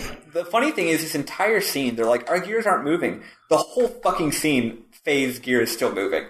It's like doing its idle animation, whereas everyone else is not moving. And you don't even, like, I didn't even notice it. To comment on it. I didn't even notice it until someone talked about it. I'm like, oh my god. It's not just bad graphics, it's on purpose. Scene. I was like, is nobody noticing that Faye's gear is doing its idle animation, hovering up and down? Like, I saw that it was moving. I just thought it was graphics, not plot. Oh, gotcha. Yeah, so they're not moving. And then what happens is the Deus starts exuding astronomical amounts of energy, and Saitan's like, oh cool, the wave existence is leaving the Zohar and is going to go to the higher plane of existence just like he wanted. And then Saitan's like, wait, shit, this dimensional distortion is creating enough energy to destroy the entire planet. Oops. And they're like, well, this isn't good, we literally can't do anything about it. But then we have liftoff. The entire Deus orb starts hovering in the air, and very slowly over the course of this cutscene, getting smaller and smaller and smaller as it flies away. And they're basically saying it's going to fly off into space. It's doing a end of Avengers 1. Where it's gonna, where it's gonna. I was thinking of Poochie from The Simpsons. Well, yeah, obviously, yeah. My home planet needs me. Well, I thought of that a little later, I think. But yes. Yeah. So at any rate, they're like, oh, it's Elly. It's actually very FF7, because remember FF7, it's Aerith's spirit in the live stream that comes to save the day at the end, because the regular live stream wasn't cutting it. Spoilers. Yeah, well, basically same thing. Ellie's spirit in Deus is like, okay, well, I'm going to lift Deus up into space, that way it doesn't destroy the entire planet. And they're all just like, there's nothing we can do. She's sacrificing herself, which is like, good on her, but like, this sucks. We wish that we could save her. And then eventually, Faye realizes that his gear is still working. And he's like, I can go save her. And they're all just like, if you do that, then y'all will just both die. Your gear won't be able to like get back down. And he's like, whatever, I gotta go save Elly. So he goes out up there, and there's some really fucking cool graphics. And then there's this really cool scene where it goes all like anime, what's it called? Amazing Technicolor Battlefield. The best goddamn music in the game starts playing. The track entitled One Who Bears Fangs at God, which is an incredible title for a piece of music. And Faye and Elly and Krelian are like inside of Deus. in their spirit And form. they're all very naked. They're all hella naked. Yeah, because they're not really inside of it. It's like it's their minds are in there, right? Yeah. And apparently their minds just don't wear clothes. Yeah, they're all naked. But if there's ever a shot of their front, they don't have any genitalia. Yeah, they're Barbie doll They're just naked. Ken dolls up there. And Krelian says that he wants to return to the higher plane where everyone used to be. He's like, every single soul, like, there used to not even be a physical world. There used to just be this higher plane where everyone just lived as a wave and everything was in harmony. But then the vile mortal realm became created, and everyone's soul is just a sliver. It's just an offshoot of this energy. It's like this energy got leaked out of the higher plane and came down here, which again is a Gnostic belief. The idea that the mortal world physical world is just bad, basically. Like, physicality is bad and the spirit is pure, which is why it's a heresy. So anyway, and that's why Jesus was not fully God and fully man. He was only God because he could not be man, because a pure being like Jesus could not be any % man because physical reality is bad. And Jesus cast an illusion, I think, to make himself look like a person. I don't know. Gnosticism's weird, man. It's also did he have an advantage on the will save though? Yes. No, it was a bigger Luke situation. Yeah. So Krelian is like, the reason I want all of us to return to the higher plane of existence is because humans suck. Humans can never truly understand each other. They put up walls and keep each other at a safe distance to protect themselves. Faye's like, okay, sure, but one person's will doesn't have the right to unilaterally decide the green ending of Mass Effect 3 for everybody else. And then Krelian is like, well, what if there isn't any free will? And then Faye gives actually a really good speech about how it's not bad that humans are weak. It's good that humans are weak because since we're weak, the theme of the fucking game. The fact that humans are weak is why we need each other. And he says, "I'm happy to be a human. Actually, I'm proud to be a human," which is kind of cool. I like it. Also, he's like, me and Elly do understand each other. And Krelian's like, okay, well, if you and Elly really have a love and understanding that is so great that you don't even need God, then prove it by beating me in a robot fight. Of course. Apparently that's how you prove deep supernatural philosophical truths, is by proving, like, if I can win at robot fights, then obviously I'm right about human nature. If I wasn't right about human nature, then I wouldn't be able to win at a robot fight. Yeah. That's true. And then this is our Nyx fight and not our Nyx Avatar fight. At least judging by how quickly this guy this beat is it. the Nyx fight. This is the Cloud versus Sephiroth 1v1 fight. This is the fight that you cannot lose. You just kick its ass. And the music is, again, just stupid good.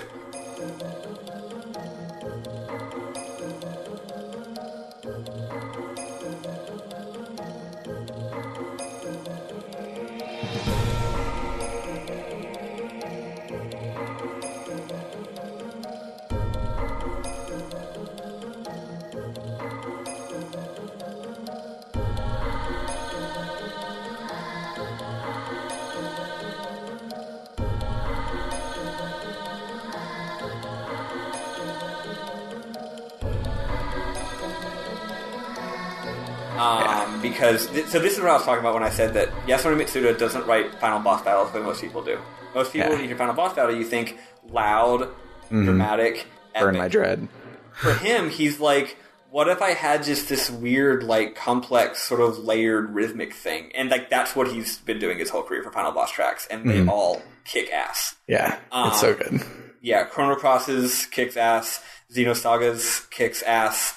Chrono Trigger is sort of a proto version of this. It doesn't quite have that vibe. It's still a little bit like dramatic and cool, but it's just more low key than a typical boss battle. It owns. That's so good. Yeah, so you beat it, and then there's some more dialogue that I was going to write down, but I had to drive my car and I didn't want to type while I was driving, so I didn't write it down. I didn't want to die. So you beat him, and there's an anime scene where Faye's voice is really annoying. He's like, this is where you finally get the Elly. Yeah, so finally, I've been referencing this the whole damn game, and I never really got it because every time, Faye yells Elly many times in the game in text boxes. But finally, at this point, like I think he and the wave place where they're at, like the weird other pocket dimension they're in, is collapsing. As like you do, it does. like it does at the end of games. So Faye's running and Ellie's running, and Elly like trips, and he turns around and he goes, "Elly!" It's the weirdest read, and I'll never forget it because it's canonically spelled ELL tilde Y exclamation point. Yeah, it's like, why would he put the emphasis on that syllable? But it's good. Also, we get a little more backstory about Krelian, actually. It turns out he's just actually kind of cool. I think Krelian was a really boring villain, but I think I've changed my mind. I think I actually like him this time around. He doesn't explain this himself. Elly has to explain it. But Elly explains that, like, Krelian was just deeply, deeply sad after everything that happened, and he lost all faith in humanity, and he's like, it would just be better if humanity could all just go and return to be one with God, because we've clearly, like, we've clearly just fucked up being mortal beings. We're just so bad at it, and there's all this pain, and all the pain would stop if we could all just go hang out and be one waveform in the sky. He's kind of an anti-villain. I like him. Except y'all are like, well, we don't want to go be a waveform in the sky. Speaking of waveforms in the sky, so before we got to this anime thing, the wave existence shows its face as like a scanned 256 color version of someone's face. That's Krelian. Yeah. It says it's the wave existence, and then Ellie's like, no, it's Krelian. Yeah. But it looks cool as hell. It looks cool as hell, and that face is a spoilers character. Like, I swear, and I shared it in spoilers if you want to spoil Xenoblade 2 for you, but it's a character in Xenoblade 2. Like, straight up looks just like it to me. What the shit? Takahashi, man. Yeah, like, I'm sure it's a reference to that. Like, when I saw it, I was like, oh, I thought this guy looked weird in Xenoblade 2, and it's because he's this guy, and it's legit, and I love it. That's cool as shit. I don't know if it's on purpose, like, and he obviously can never say it's on purpose because he doesn't own the characters in Xenogears anymore. But I think it's on purpose, which is super cool. I dig it. That's great. Yeah, that's sick. So at this point, there's no new plot. They just escape, and you wonder, are they going to make it, or are they going to die like Iron Man? And then turns out they make it, and they descend to Earth in their gears, and Bart's voice talks like this. Oh, it's so bad. And Titan talks like you would expect him to be. He's like, I say, old chap. I really like Saitan's voice because you get to hear it a lot if you suck at speed like I do, and because he has like 15 different winning and or losing speed voice lines. So I really like Saitan's voice. And also the music that plays here is some really interesting, like Gaelic, like throat, like yodely type stuff that's really good.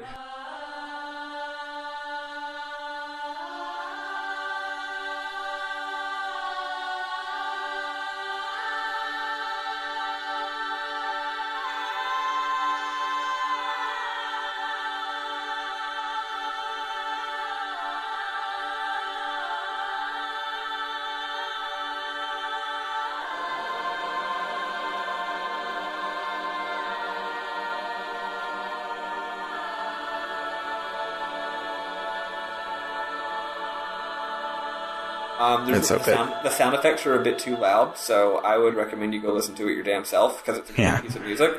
Again, like, Takahashi and Mitsuda have been on one for 20 years, and they haven't stopped. Xenoblade 2, man. They go down. Elly and Faye both descend in the Xenogears, and they live, and everyone's like, time to rebuild the world. We finally can be our own people. We've broken free of this awful destiny that was ours since existence, and we've defeated it, and now we can be our own people that aren't just destined to become big pieces of a weird monster god thingy.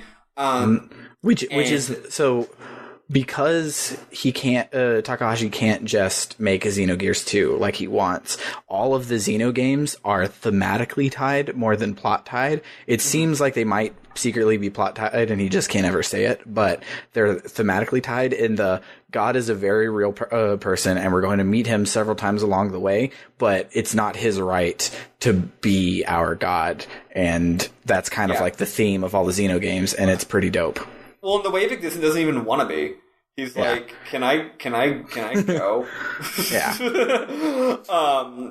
And then the ending credits music plays, and it's dope. It's fucking fantastic.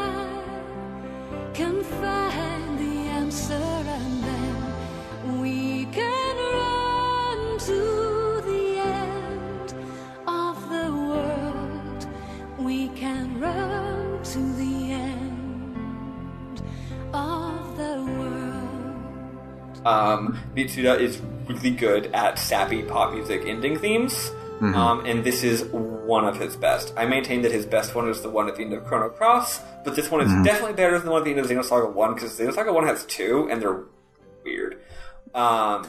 It's a beautiful song. It's called Small 2 of Pieces, because that's localization. And it's TWO. It's not TOO either. No. That's correct. That's correct. I think a better translation would be two small pieces. Yeah.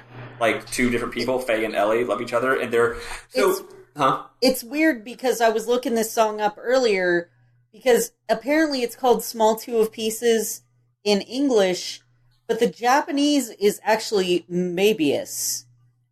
Weird. Yeah. Is that really At least the version with lyrics, it's on animelyrics.com. It's called Mabius.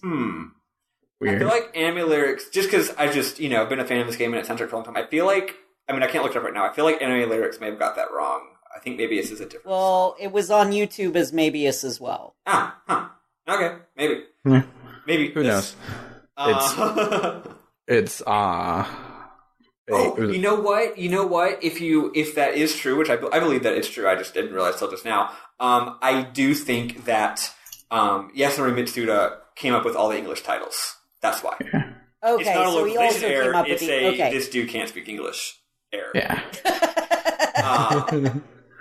Yeah. So that's not a translation. That's what Mitsuda called it. Yeah. Okay. Cool. Yeah. So the reason it's called Small 2 Pieces is, if you recall the English lyric, she talks about it's really cheesy, a broken mirror, and how there's like a million shades of light or whatever. She's talking about, again, the Gnostic idea that all of the human souls are slivers of this one ultimate soul from which we all come from, and that's why we're all connected, because we're all actually just pieces of the same being.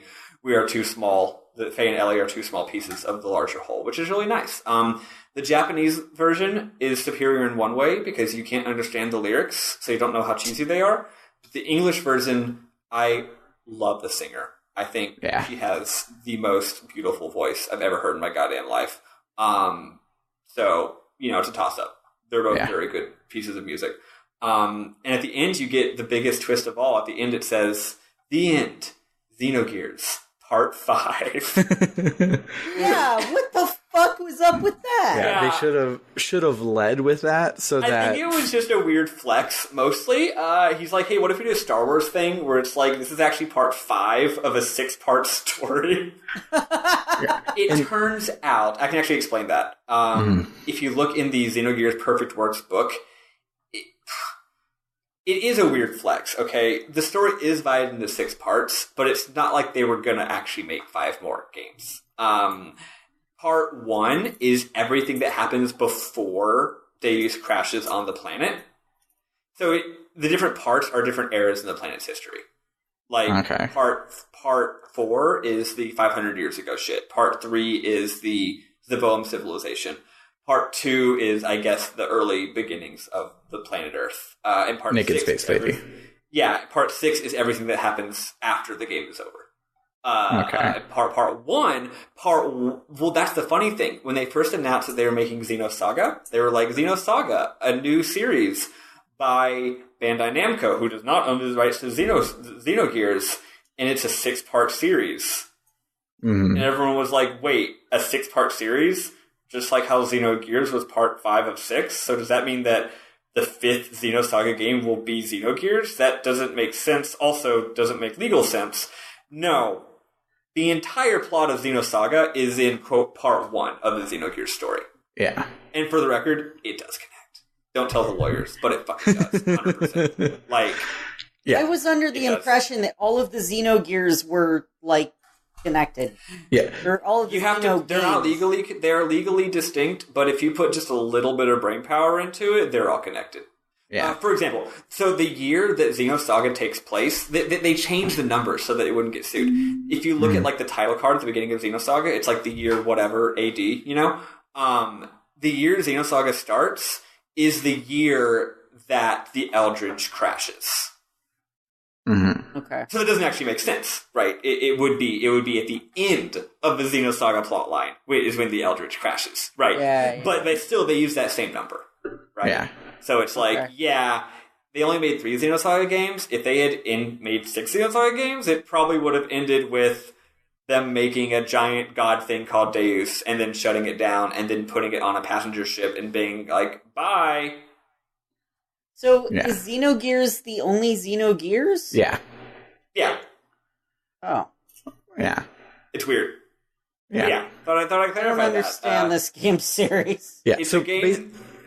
basically lawyers killed the game series, like, because Square was like, no, you can't make another one, you can't have this, and they're like, well, we want to go make one anyways. They were just like, well, you still can't have it. So he's like, okay, well, fuck you, I'm going to make it anyways and just be legally distinct. And so it's hard to follow. Okay, yeah. So it's still Takahashi's stuff, but Square was being jerks about it and decided that Takahashi couldn't have his own toys back. Yeah.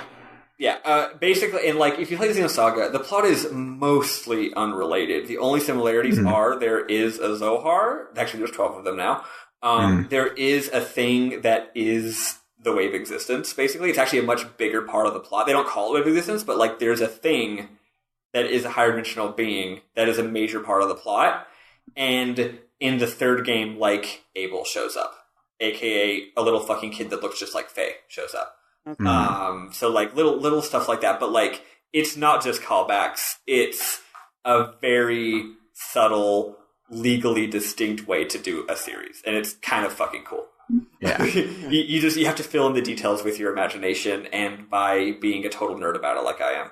And that just really sucks that they would just tell him no. Well, I don't actually think that that's how it was. I don't think Takahashi even wanted to make. I think it was more like he left Square and wanted to make a new game, and he wanted it to be a space opera, and then he just kind of decided, what if I made this a low-key, sneaky prequel to Xenogears? I don't think it was like he wanted to make Xenosaga all along.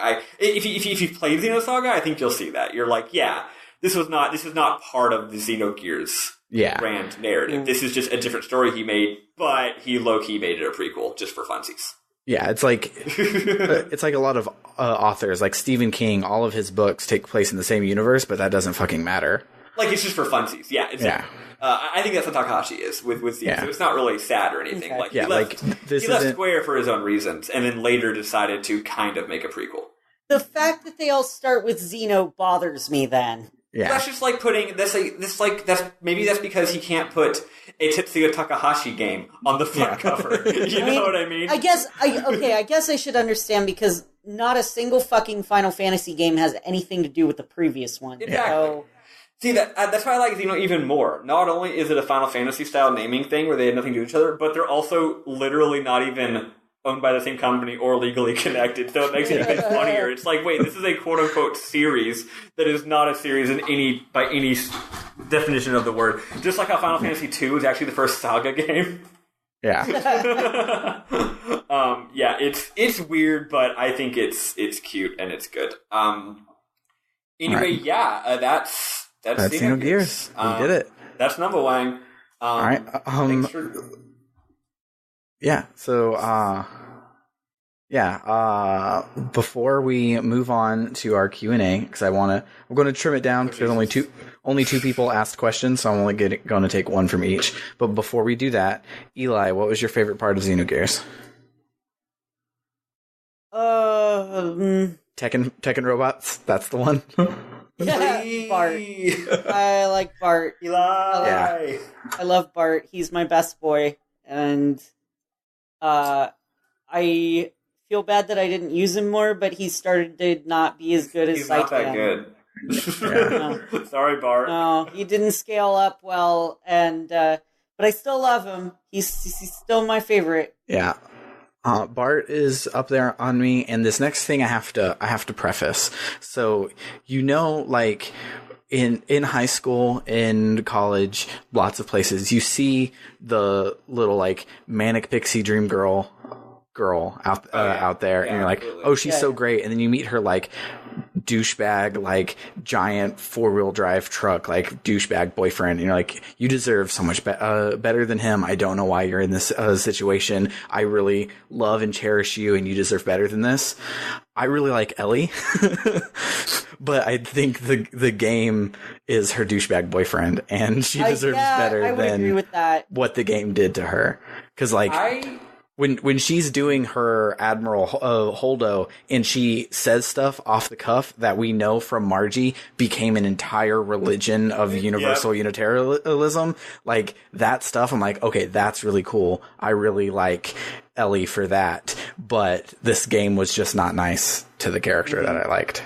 I agree, except replace Elly with Faye. I thought maybe my opinion would change now that I'm 10 years older than I was last time I played this damn game, but by the end of it, I think Faye's a really, really good character. And I think that the psychodrama is a bit overdone, but even if you take all that out, he's still a great character. Like the sci-fi psychodrama is just, I'm not saying it's literally a metaphor, but like, replace that, it's like, just replace that with like learning to accept yourself in general. Yeah. Or like, I don't know, like he has a lot of monologues about his feelings that aren't directly related to all of his complex bullshit. And it's all like really good. It's not just making shit up. Like anytime the characters wax philosophical about like, when they're waxing philosophical about like not the meaning of life, about like, I don't know, gender shit, or like their ids, or like how their personalities were split because of sci-fi shenanigans, that's all stupid. But whenever the characters wax philosophical about just like their feelings and friendship and love and stuff, it's like, it's actually really good. It is. It doesn't come off as cheesy, childish nonsense. Like, I'm like, no, this is ringing true. This is good thoughts that are accurate, that I'm connecting with, and clearly a person and his wife who are both adults and know what love and friendship and sacrifice are putting their feelings into this, and it's real good. Faye has some stuff about how one of his problems, this is actually Lacan, is that he like, basically there's a part where Elly is like, Lacan, you always just burden yourself with every single other person in the world and don't care about yourself, and I felt that. And other stuff. So yeah, it's like he's a really freaking good character, and Elly ends up being a really freaking good character. But weirdly enough, their relationship together is not good at all because it's all just super contrived gender horse shit. But as individual people, they both have their own struggles that are really cool, and they deserved a better video game to be in. Absolutely. Also Bart. Yeah. Also Bart. Billy. Yeah. And basically all of them. Saitan's great. I think Takahashi agrees with Saitan deserving a better game because Saitan just is in Xeno Saga. Yeah, straight up. There's a guy who showed us in Xeno Saga 2 where it's just like, you just put Saitan in this game. He wears green and has a sword and is a nerd and has glasses. And that's beautiful. It's like you just put Saitan in the fucking game. Okay, cool. All right. The Sid of the Xeno series. They put Maria in Xeno Saga 3. Nice. Eli, did we lose you completely? Are you out? No, I'm here, but I'm so tired. Can we end this? Yeah. All right. So we'll do real fast ones. We can expound in text and answer these Q&As later. But if you could change the ending of one RPG, what would it be? Ooh, that's a fucking good question. Yeah, lightning round. First one that comes to mind. I'd make more Undertale. Just more Undertale? Just more. Just stretch it out more. Give me more of it. Nice. More Undertale. That's what I want. Good. What about you? Go first. Okay, mine... Hold on, can the question say video game or RPG? RPG. You can say video game if it helps you answer faster. Yeah, okay. But let's see. I would probably change the ending of Mega Man Legends 2, and I would do it by making it end and not open itself up for Mega Man Legends 3 that never happened. Oh, that was too bad. Yeah. And that's the most I could go into. Because it ends really cool, but it instead of hey, here's an ending, because you're going after the mother.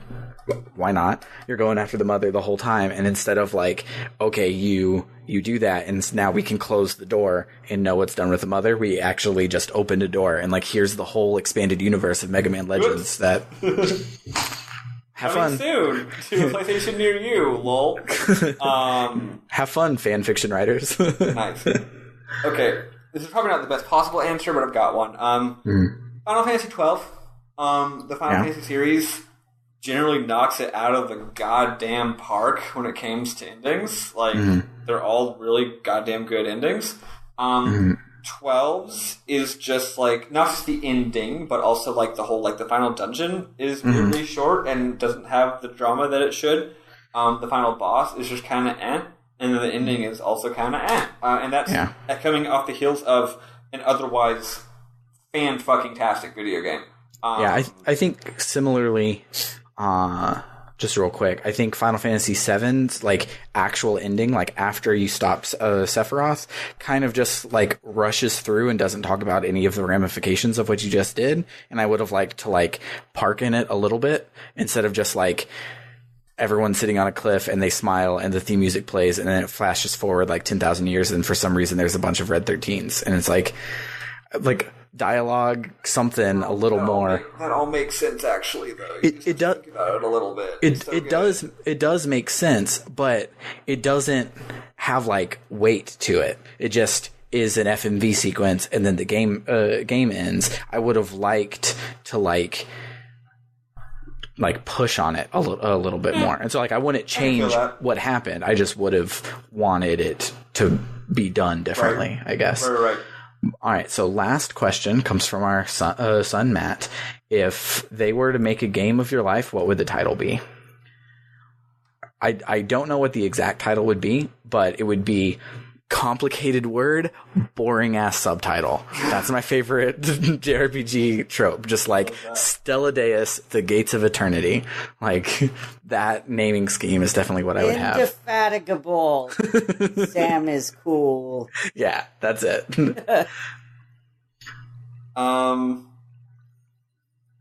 Big Dumb Idiot, the official game of the movie.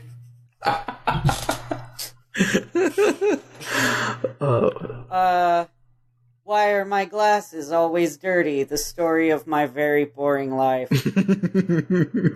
I actually would love that if it's like shmup controls, but it's just you cleaning your glasses really quick, and they pull an RPG out of that experience.